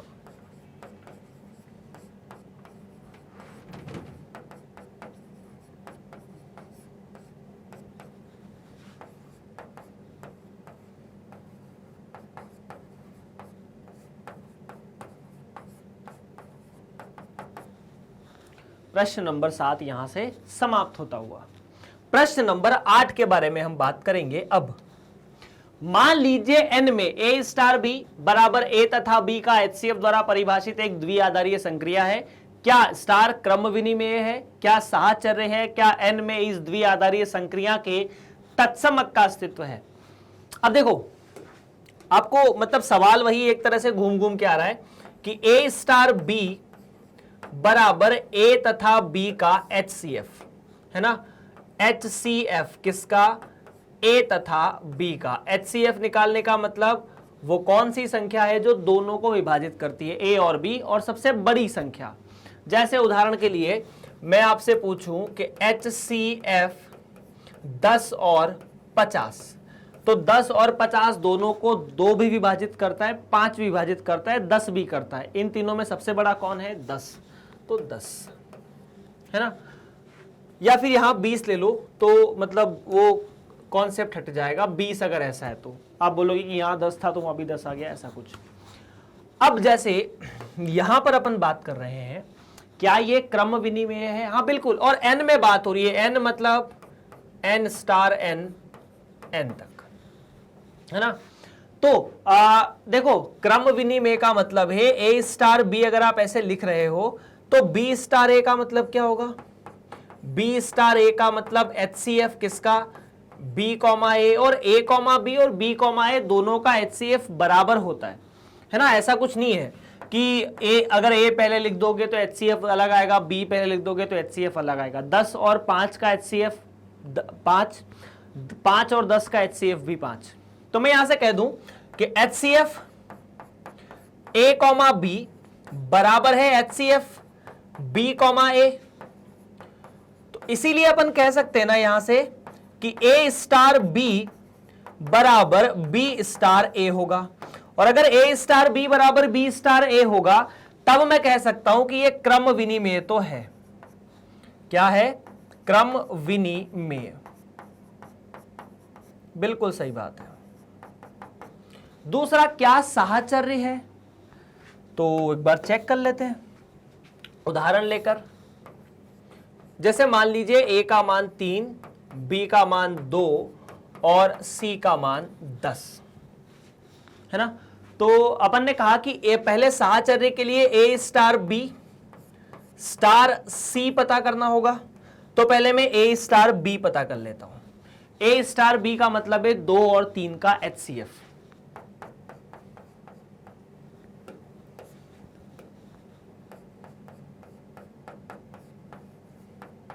जो कि आता है 6, है ना। अब अगर यहीं से ए स्टार बी स्टार सी निकालना पड़ेगा तो इसका मतलब है 6। ए स्टार बी का मतलब क्या है? 6 आया, 6 और 10 का HCF। अब 6 और 10 का HCF कितना? ऐसी कौन सी संख्या है जिसको 6 और 10 दोनों विभाजित कर पाते हैं? तो वो 60 है, 60, है ना। ठीक है। अब यदि यहीं पर हम पहले निकालें बी स्टार सी, बी स्टार सी मतलब 2 और 10 का HCF, है ना।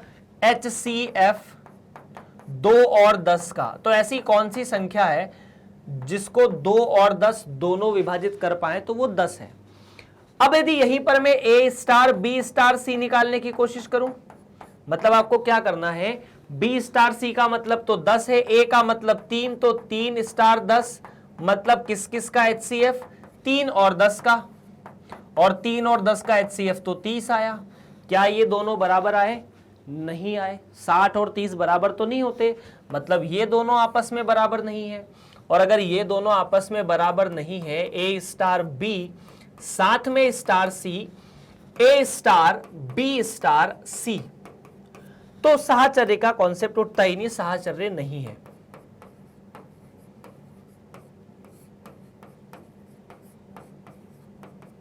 चलिए, क्या n में, तीसरा पार्ट और ये भी हो चुका है, ये भी हो चुका है। तीसरा, क्या n में इस द्विआधारीय संक्रिया के तत्समक का अवयव है? मतलब क्या आप यहां पे इसका तत्समक निकाल पाएंगे? तत्समक मतलब क्या होता है? तत्समक का मतलब अपन देख चुके हैं कि यदि a स्टार e बराबर e स्टार a बराबर a आए तो अपन e को तत्समक बोलते हैं, यही बोलते हैं ना। ठीक है। अब देखो, अगर आप HCF निकालने जाओ a कॉमा e का, है ना, तो या फिर मान लो a कॉमा 1 का, मतलब ऐसी संख्या जो 1 और a दोनों से विभाजित हो, तो ऐसी सबसे छोटी संख्या a ही आएगी। और अगर आप HCF निकालो 1 कॉमा a का, तो भी वो a के बराबर है। इसका मतलब ये चीज हो रही है a स्टार e, तो आप इसे लिख सकते हैं ये तो a स्टार 1 है और ये 1 स्टार e है, मतलब यहां पर e की जगह 1 है।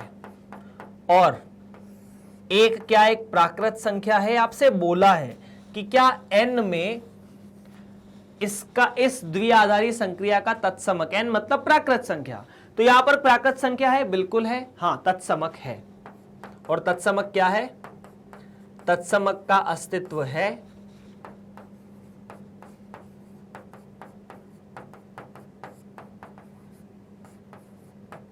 और वो तत्समक जो है वो e के बराबर, e बराबर 1 है। फिनिश। चलिए यार, तो आगे बढ़ते हैं अगले प्रश्न नंबर 9 की तरफ। मान लीजिए कि परिमेय संख्याओं के समुच्चय Q में निम्नलिखित प्रकार से परिभाषित एक द्विआधारीय संक्रिया है। पहली a माइनस बी, दूसरी a का वर्ग प्लस b का वर्ग, तीसरा a प्लस ए बी, दूसरा a माइनस बी का वर्ग या चौथा a माइनस बी का वर्ग, पांचवा a की घात b बटा 4 और छठा ए बी का वर्ग। इनमें से कौन कौन सी संक्रियाएं क्रम विनिमेय है और कौन कौन सी साहचर्य है? तो साहचर्य तो अपन बाद में डिस्कस करेंगे, पहले क्रम विनिमेय चेक कर लेते हैं, है ना। बड़ा सिंपल है वैसे क्रम विनिमय चेक करना।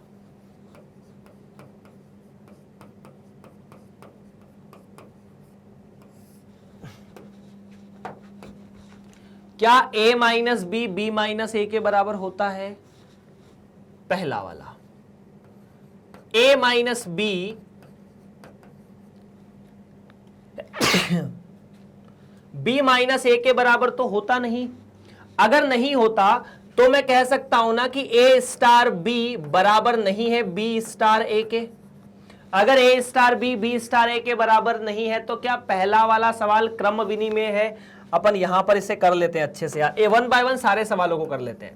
पहला a स्टार b का मतलब a माइनस बी, और ये q में परिभाषित है, सब के सब q में परिभाषित है। q मतलब परिमेय संख्याओं के बारे में बात कर रहे हैं, है ना, q में परिभाषित है।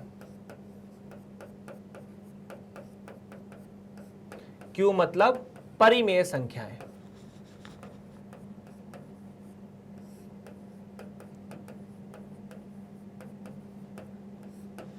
ओके, a स्टार b का मतलब है a माइनस बी। तो अगर मैं a माइनस बी को साफ साफ तौर पे b माइनस ए नहीं कह सकता, इसका मतलब है कि a star B b star B a के बराबर नहीं है। तो क्या यह क्रम विनिमय है? नहीं है।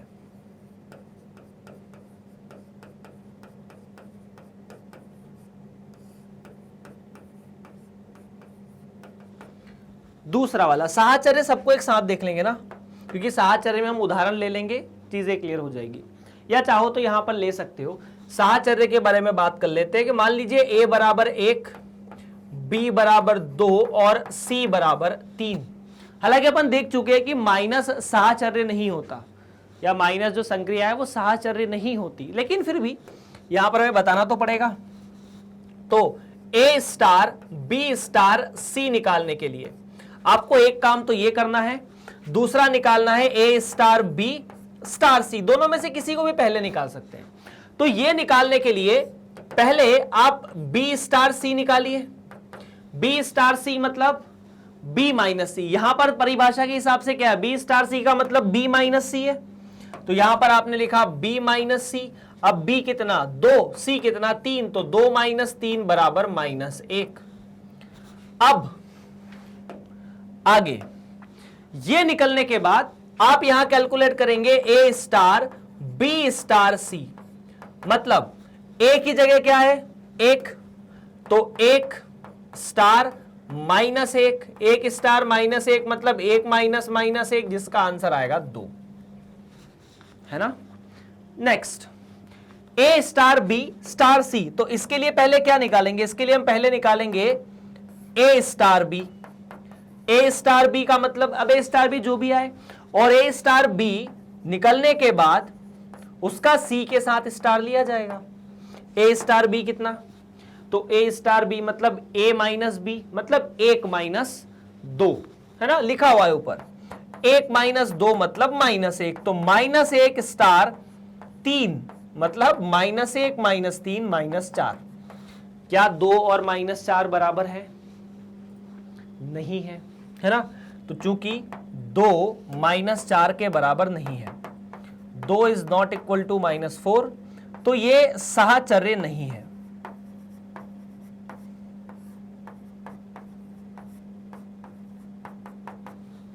देख लीजिए, ये आपके सामने सवाल यहां पर उपस्थित है क्लियरली।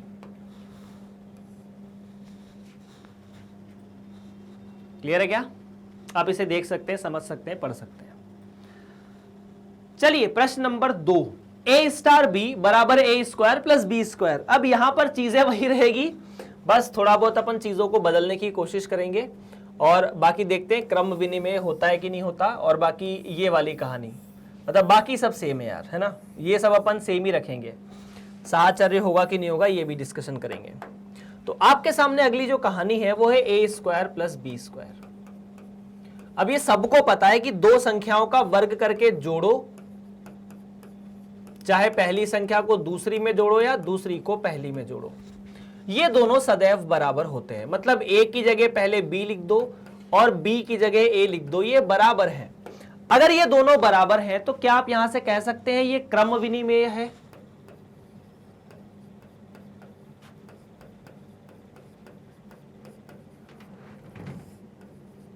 हाँ जी, ये क्रम विनिमेय है।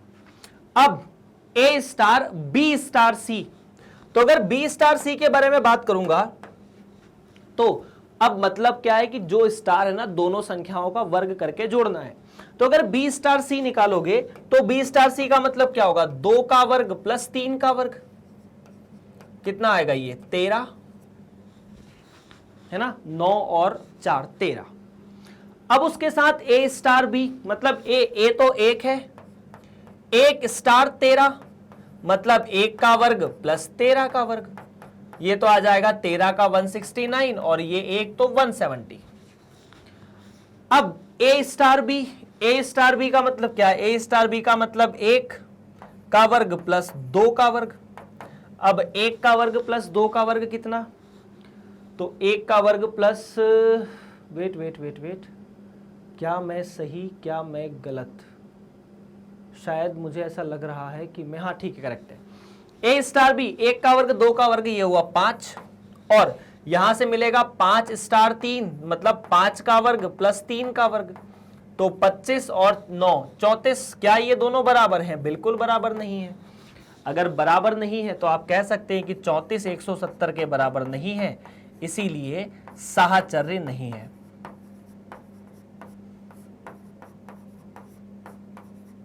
फिनिश, यू कैन चेक अगर क्लियर हो तो। ये दूसरा प्रश्न था जो आपके सामने यहां पर मैंने आपको सॉल्व करके दिखाया था और सॉल्व किया गया था। बात करते हैं तीसरे के बारे में, है ना। तीसरा क्या बोल रहा है, तीसरा a plus A B, okay सब हटेगा, ये डेफिनेशन हटेगी, जो लाल कलर से लिखा हुआ है मैं इसलिए लिख रहा हूं कि उनको हटाना है, ठीक है। A star A B, okay. प्रश्न नंबर 3, ओ ये 2 रह गए थे। तीसरे वाले पार्ट में ये a प्लस ए बी है ना।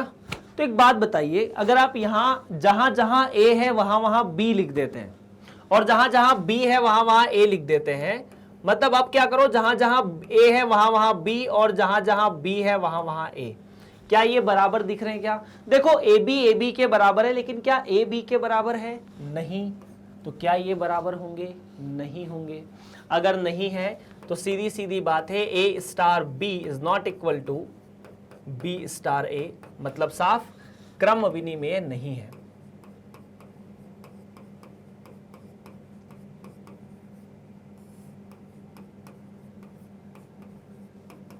फिनिश। नेक्स्ट आता है a बराबर 1, b बराबर 2 और c बराबर 3। तो b स्टार c के बारे में बात करते हैं पहले। b स्टार c का मतलब देखो कुछ नहीं है, पहली संख्या में दोनों का गुणा करके लिखना है। पहली संख्या b प्लस bc, अब b तो 2 और bc 2 गुणा 3, तो ये मिलेगा 8। तो यहां से आपको मिलेगा a मतलब 1 स्टार, bc का मतलब हुआ 8, तो 1 में 1 गुणा 8 जोड़ना है तो आएगा 9। अब a स्टार बी स्टार सी, मतलब पहले ए बी स्टार सी निकालेंगे, तो ए बी मतलब a प्लस ए बी, ए तो 1 और ए बी 1 गुणा 2, ये आया 3 के बराबर। अब ये तो 3 है और स्टार 3 है, तो 3 स्टार 3, अब पहले तो 3 लिख दो और फिर 3 का 3 में गुणा कर दो तो आ जाएगा 12। स्टार का मतलब ये ना पहली संख्या लिख के बाकी दोनों का गुणा कर दो। क्या 9 और 12 बराबर है? क्या ये दोनों बराबर आए? बिल्कुल नहीं आए, तो 9 इज नॉट इक्वल टू 12। तो ये साहचर्य होगा क्या? साहचर्य नहीं होगा। प्रश्न नंबर 3 भी इस प्रकार से आपके सामने समाप्त हो जाता है। आप चाहे तो इसे वेरीफाई कर सकते हैं, चाहे तो चेक कर सकते हैं। प्रश्न नंबर 4, प्रश्न नंबर 4 क्या कहता है? a माइनस बी का वर्ग। और आई होप कि आप लोगों को ये पता है कि यहां पर आप बहुत आसानी से जवाब दे सकते हैं। पहला ये तो दे दो यार कि क्या ये एक साहचर्य क्रम विनिमेय है कि नहीं है। मैं आप लोगों से ज्यादा उम्मीद नहीं कर रहा हूं, मतलब पता नहीं है आप लोग समझ पा रहे हो इस बात को, क्योंकि ये चीज आपके सामने एक बार पहली बार नई नई आ रही है, तो हो सकता है समस्या हो, लेकिन क्रम विनिमेय तो आंसर आसानी से दे सकते हो। देखो, ए में से बी को घटाओ, वो बी में से ए के घटाव के बराबर नहीं होता, लेकिन वर्ग करने पर दोनों बराबर होते हैं। मतलब अगर आप ए की जगह बी और बी की जगह ए करते हैं, दोनों बराबर आते हैं। इसका मतलब A star B is equal to B star A. तो क्रम विनिमय तो है, कुछ हो ना हो, ये कहानी क्रम विनिमय तो है। क्रम विनिमय अगर है तो अब बात करते हैं बी स्टार सी के बारे में। बी स्टार सी मतलब क्या करोगे, बी में से सी घटाकर वर्ग करोगे। बी कितना 2, सी कितना 3, तो 2 माइनस 3 का वर्ग मतलब 1, माइनस 1 का वर्ग 1। अब ए स्टार बी स्टार सी मतलब 1। अब ए तो खुद 1 है, तो 1 माइनस 1 का वर्ग आया 0, है ना। ओके, ए स्टार बी मतलब 1 माइनस 2 का वर्ग आया 1। ए स्टार बी स्टार सी मतलब 1 स्टार 3, है ना। अब 1 स्टार 3 का मतलब कितना है, 1 माइनस 3 का वर्ग जो कि आया 4। अब क्या ये और वो बराबर है, बिल्कुल नहीं है, तो 0 4 के बराबर नहीं है। ये क्या ये दोनों बराबर है, बिल्कुल नहीं है, तो साहचर्य नहीं है।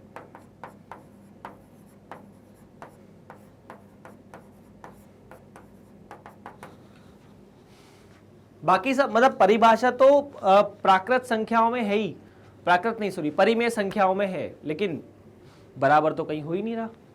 नेक्स्ट है यार,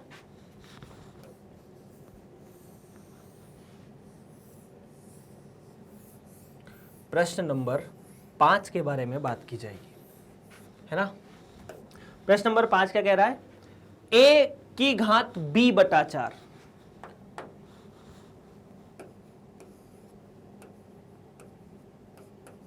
देखिए कुछ भी हो, हमेशा ऐसा नहीं हो सकता कि a की घात b b की घात a के बराबर हो। अब बटा 4 करोगे तो फर्क नहीं पड़ता, लेकिन a की घात b b की घात a के बराबर नहीं होता, है ना। जैसे a का मान 1 है और b का मान 2 है, तो एक तो 2 आएगा और एक आएगा 1। इस केस में मैं कह सकता हूं कि a स्टार b is not equal to b star a। क्या क्रम विनिमय है, नहीं है, बराबर नहीं आए।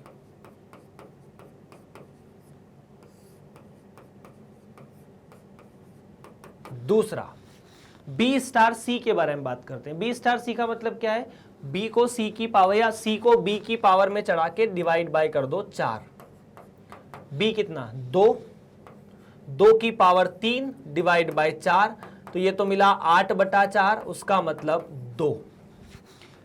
a स्टार b स्टार c मतलब 1 स्टार 2 मतलब 1 की पावर 2 बटा 4, जिसका मतलब 1 बटा 4, 1 बटा 4 को तो 1 बटा 4 ही लिख सकते हैं।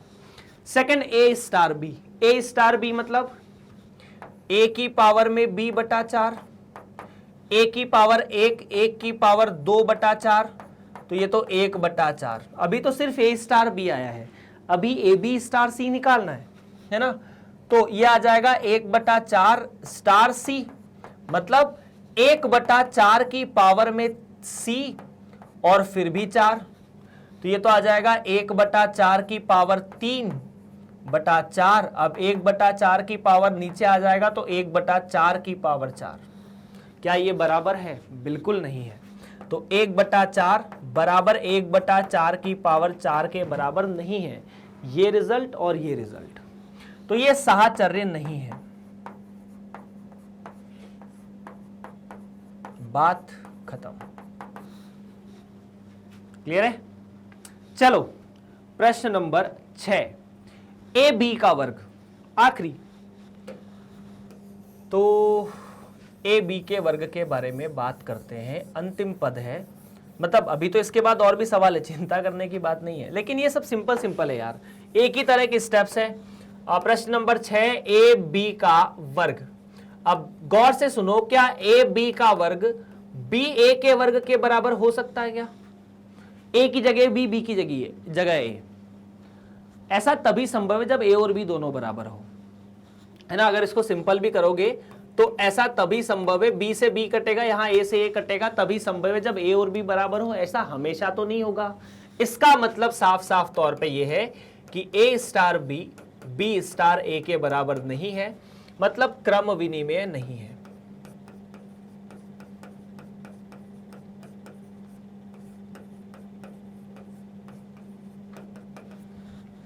नेक्स्ट है, अपन ने a बराबर 1 लिखा, b बराबर 2, b स्टार c का मतलब क्या है, b c का वर्ग। तो b का मतलब 2, c का वर्ग 3 का वर्ग, तो यह आएगा 18, 3 का वर्ग 9, 9 दूनी 18। a स्टार b star c, b star c तो 18 है, तो यह तो मिलेगा 1 स्टार 18, मतलब 1 गुणा 18 का वर्ग, तो 324। 18 का वर्ग तो यही होता है। अब a स्टार बी का मतलब कितना, 1 स्टार 2, इसका मतलब कितना, 1 गुणा 2 का वर्ग, तो ये तो मिला 4।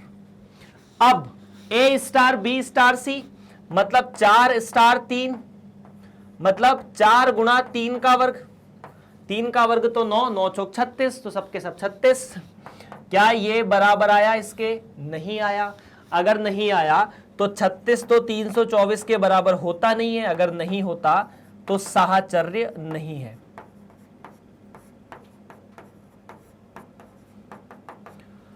प्रश्न नंबर 6 यहां से समाप्त होता हुआ, मतलब इस पूरे प्रश्न में आप इसे पूरी तरह से देख चुके हैं, कैसे सवाल करना है, कैसे समझना है। प्रश्न नंबर 9 समाप्त है। 10वें प्रश्न के बारे में बात करते हैं।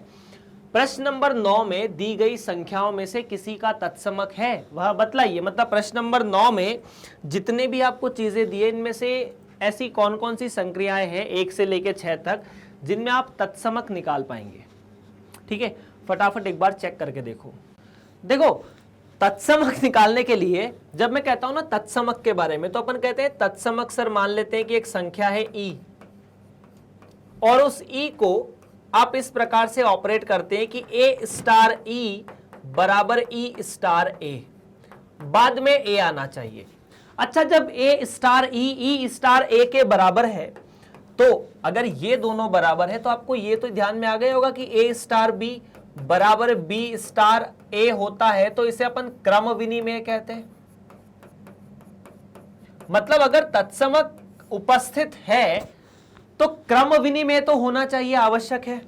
ठीक है, पहला अपन ये देख सकते हैं कि वो संख्याएं या वो संक्रियाएं जो क्रम विनिमय हो वही संभव है। तो क्रम विनिमय देख लो कौन कौन सी है, मैं आपको बता देता हूं। मतलब मुझे बेसिकली देखो, a माइनस बी क्रम विनिमय नहीं थी, तो पहली वाली तो नहीं है। दूसरा, ये क्रम विनिमय थी, अभी तो क्रम विनिमय चेक कर रहे हैं, ये भी क्रम विनिमय नहीं थी, ये क्रम विनिमय थी, ना ये क्रम विनिमय और ना ये क्रम विनिमय। तो सिर्फ ये 2 बच जाती है। सिर्फ 2 संक्रियाएं हैं जो क्रम विनिमय थी, a का वर्ग b का वर्ग और a माइनस बी का वर्ग। तो अगर मैं यहां पर लिखूं कि क्रम विनिमय कौन कौन सी थी, तो शायद आपको इतना तो क्लियर है कि कौन कौन सी संक्रियाएं थी जो क्रम विनिमय थी, है ना। तो क्रम विनिमय 2 थी सर, एक तो थी a square plus B square और दूसरा a माइनस बी का स्क्वायर। अभी ध्यान से सुनना, अगर आप यहां पर पहला ये वाले मतलब इस वाले में बात करना, चौथे वाले में और छठे वाले में बात करना चाहते हैं, तो a square plus B square, ठीक है। अगर आप इसको ऐसा लिखने की कोशिश करें कि a का वर्ग प्लस 0 का वर्ग बराबर 0 का वर्ग प्लस a का वर्ग बराबर a का वर्ग, आएगा ही आएगा। मतलब a star E star a बराबर a है, बिल्कुल है। तो यहां पर e बराबर 0 आ जाएगा, तत्समक होगा। यहां पर a माइनस बी का वर्ग यहां पर भी लिख सकते हैं, a माइनस 0 का वर्ग बराबर 0 माइनस a का वर्ग। भले ये माइनस ए हो जाएगा, लेकिन वर्ग करने पर a का वर्ग होगा और ये a के वर्ग के बराबर होगा, तो यहां पर भी e का मान 0 होगा। दोनों केसेस में तत्समक उपस्थित है जिसका नाम है 0। प्रश्न समाप्त होता हुआ। मान लीजिए a अभी थोड़ी समस्या है, आप थोड़ी जो मतलब आपके सामने जो आप देख रहे होंगे सवाल को, तथा ए में a comma B star C comma D, जहां a प्लस सी और b प्लस डी द्वारा परिभाषित एक द्विआधारी संक्रिया है। सिद्ध कीजिए कि स्टार क्रम विनिमय तथा साहचर्य है। एक में स्टार का तत्समक अवयव यदि कोई है तो ज्ञात भी कीजिए।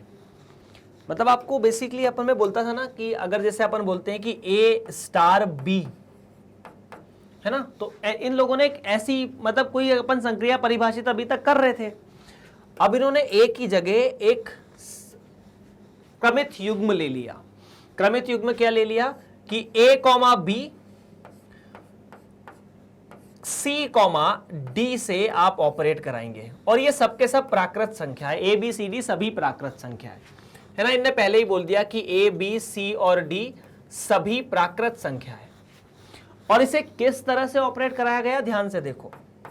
इन्होंने क्या किया कि ए को सी में जोड़ा, और बताऊंगा जोड़ने का नियम क्या अप्लाई किया है। यह पहला अवयव बना और बाद में बी को डी में जोड़ा। किया क्या है, दोनों पहले अवयवों को जोड़ा और बाद में दोनों बाद वाले अवयवों को जोड़ा। नियम यही लगाया है, पहले पहले को जोड़ दिया, बाद बाद वाले को जोड़ दिया। ये क्या है, जब यहां ए बी और यहां सी डी है। अब अगर सी डी आगे आ जाए और ए बी बाद में आ जाए तो सी कॉमा डी स्टार ए कॉमा बी, तो इसमें क्या होगा, इसमें भी आप क्या करेंगे, पहले पहले को जोड़ देंगे सी ए, तो यह आ जाएगा सी प्लस ए, और बी डी तो डी प्लस बी। अब सी प्लस ए और बी प्लस ए, सी प्लस ए और ए प्लस सी दोनों बराबर ही तो हैं, तो आप इसे ऐसे भी लिख सकते हैं कि इस केस में ये ए प्लस सी और ये बी प्लस डी है। मतलब ये और ये दोनों बराबर हैं। देख लो, ये और ये दोनों बराबर हैं। अगर दोनों बराबर है तो क्या मैं कह सकता हूं, देख लो ये दोनों बराबर है ना। अगर ये दोनों बराबर है मतलब मैं ए बी को पहले लिखूं बाद में सी डी को लिखूं, या फिर मैं सी डी को पहले लिखूं बाद में ए बी को लिखूं, ये बराबर चीजें आती है। अगर बराबर आती है तो क्रम विनिमय तो है, बिल्कुल है ना, मतलब क्रम महत्वपूर्ण नहीं है। अभी बात करते हैं साहचर्य की। तो साहचर्य में क्या होगा इसके बारे में अपन डिस्कशन करते हैं ना। साहचर्य कैसे होगा, ये डिस्कशन हुआ, क्रम विनिमय ऐसा है, ठीक है। तो अपन इसी में साहचर्य के बारे में बात करेंगे। ए स्टार बी को किस तरह से, या इन लोगों ने इसे किस तरह परिभाषित किया है, ए comma B star C comma D. इसका मतलब क्या है, पहले दोनों को जोड़ दो और बाद वाले दोनों को जोड़ दो, यही करना था ना, ठीक है। अब यदि मैं ऐसा करना चाहूं ए स्टार बी या ए स्टार बी नहीं, मतलब अपन ने तीसरा एक समुच्चय लिया या तीसरा एक युग्म लिया ए बी और सी डी तो यहां पर था। अब पहले इन दोनों को ऑपरेट किया, बाद में उसका स्टार मान लीजिए आपने ई एफ के साथ लगाया, तो इन दोनों के ऑपरेशन से जवाब क्या मिलेगा, इन दोनों के ऑपरेशन से जवाब मिलेगा कि ए प्लस बी, यहां तो यही मिलेगा कि ए प्लस बी और ए प्लस बी नहीं, सॉरी ए प्लस सी, थोड़ी मिस्टेक यहां पर, यहां ए प्लस सी, और उसके बाद बी प्लस डी, उसका स्टार किसके साथ, ई कॉमा एफ के साथ। अब ये क्या है कि देखो स्टार का मतलब क्या हो रहा है कि पहले पहले अवयव को जोड़ो बाद बाद के को जोड़ो। तो ए प्लस सी के साथ ई जोड़ दो तो कितना आ जाएगा, A plus E plus C. B plus D के साथ एफ जोड़ दो तो B plus F plus D. Clear है, ठीक है। अब यही काम अगर आप थोड़ा सा ऐसे करते कि ए बी को बाहर रहने दो अभी, और मैं सी कॉमा डी स्टार ई कॉमा एफ के बारे में बात करता हूं, तो क्या करोगे, सी और ई को जोड़ोगे, हाँ जी। तो ए कॉमा बी को तो रहने दूंगा, स्टार किसके साथ, सी कॉमा ई को पहले जोड़ा तो सी ई कह दो, ई सी कह दो, बात बराबर है, सी प्लस ई और डी प्लस एफ, है ना। इन दोनों को जोड़ा सी प्लस ई और डी प्लस एफ। अब क्या करेंगे, पहले अवयव को यहां जोड़ देंगे तो कितना आ जाएगा, A plus C plus E B plus D plus F. देख लो क्या ये वाली कहानी और ये वाली कहानी बराबर है? दोनों अगर बराबर है तो दोनों का पहला अवयव ए ई सी, ए ई सी, ए सी जोड़ने पर तीनों बात सेम ही है, ए ई प्लस सी या ए प्लस सी प्लस ई, ये दोनों तो बराबर है और ये दोनों भी बराबर है, मतलब 1 बराबर 2। अगर 1 और 2 बराबर है तो आप इसे साहचर्य कह सकते हैं कि सर आप मानो या ना मानो ये साहचर्य तो है, मतलब ये दोनों बराबर है। अब यहां पर आपको क्रमित युग्म दे दिया गया था प्रश्न में। प्रश्न समाप्त। चलिए बतलाइए कि क्या निम्नलिखित कथन सत्य है या असत्य है। प्रश्न नंबर 12 11 अपन ने अभी फिनिश किया है। हाँ, बतलाइए कि निम्नलिखित कथन सत्य है या असत्य है। ठीक है, समुच्चय n में किसी भी स्वेच्छ द्विआधारीय संक्रिया के लिए a स्टार ए हो सकता है जहां ए कोई भी प्राकृत संख्या है। हाँ, ऐसी अपन एक द्विआधारीय संक्रिया समुच्चय n में परिभाषित कर सकते हैं, इसमें कोई दिक्कत की बात नहीं है। मतलब ये एक प्राकृत संख्या है और यदि ये एक प्राकृत संख्या है तो क्या ये भी एक प्राकृत संख्या है? हाँ, प्राकृत संख्या है। क्यों? क्योंकि ए जो है वो प्राकृत संख्या है, तो ये सत्य है। अब सवाल में बोला ये कि ए प्राकृत संख्या है तो ये तो प्राकृत संख्या हो गई। ठीक है, यदि n में एक क्रम विनिमय द्विआधारित संक्रिया है तो ऐसा ऐसा होगा। क्रम विनिमय के केस में ऐसा नहीं कहते, हालांकि ऐसा तो हम कभी नहीं कहते। क्रम विनिमय में क्या होता है? a star B, B star A के बराबर होता है क्रम विनिमय में। और साहचर्य में क्या होता है? साहचर्य में आप लिखते हैं कि a स्टार बी स्टार सी बराबर a स्टार बी, फिर बाद में स्टार सी। मतलब आप एबीसी को छेड़ते नहीं, ब्रैकेट को आगे पीछे करते, ब्रैकेट को उठा के आगे रख दो। लेकिन इनने क्या किया? इनने सी को आगे पटक दिया, ये तो दिक्कत है ना? तो ये बात असत्य है।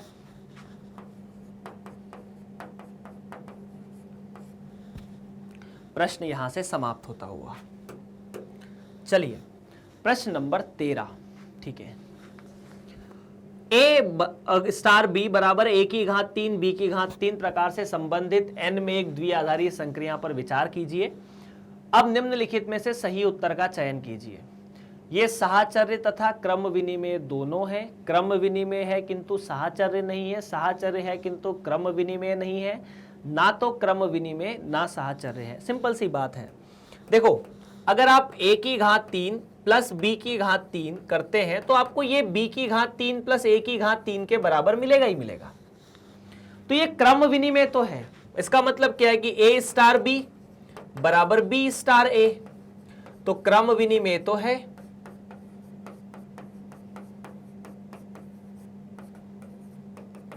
क्रम विनिमय अगर है तो ये दोनों विकल्प तो वैसे भी नहीं हो सकते, साहचर्य देखना ही पड़ेगा, निकालना ही पड़ेगा।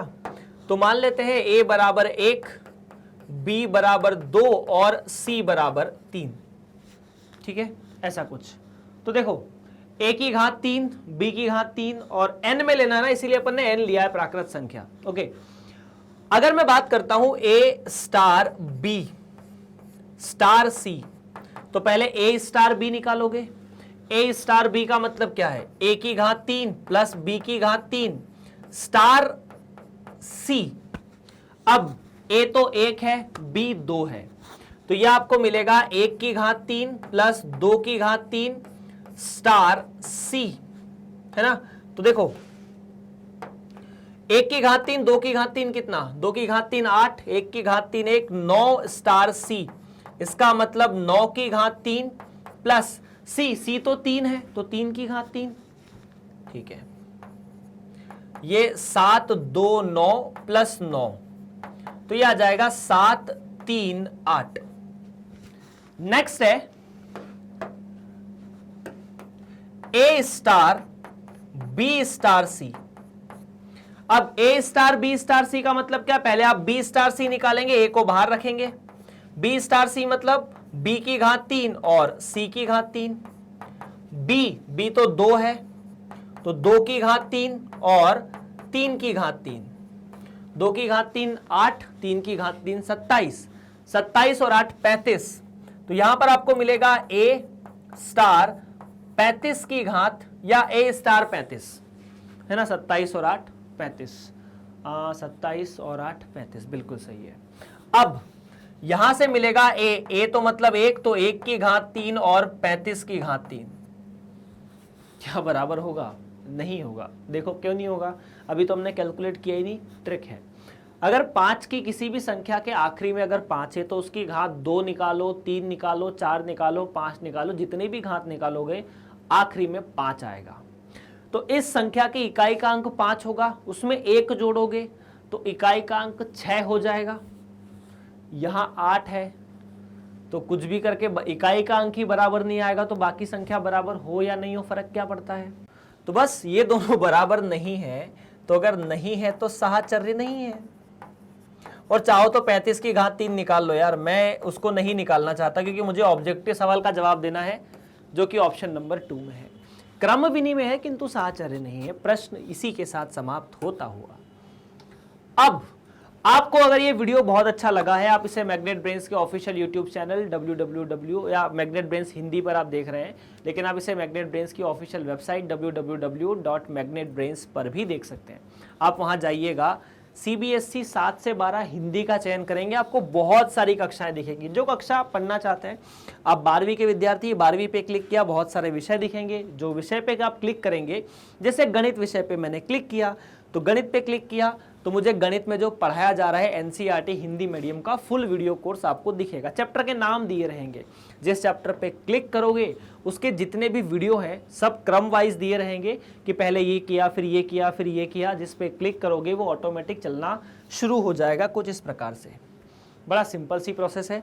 बाकी आपको पता है कि हम कक्षा 7वीं से लेकर 12वीं तक समस्त राज्यों के विद्यार्थियों को पूरी तरह से फ्री पढ़ाते हैं। किसी भी विद्यार्थी से कोई भी फीस नहीं ली जाती। बस आपको करना क्या है, इस वीडियो को लाइक, अपने दोस्तों के साथ वीडियो और चैनल को शेयर, और चैनल को जितना हो सके उतना सब्सक्राइब करना है। आपका बहुत बहुत धन्यवाद। आपसे मुलाकात होगी अगली कक्षा में।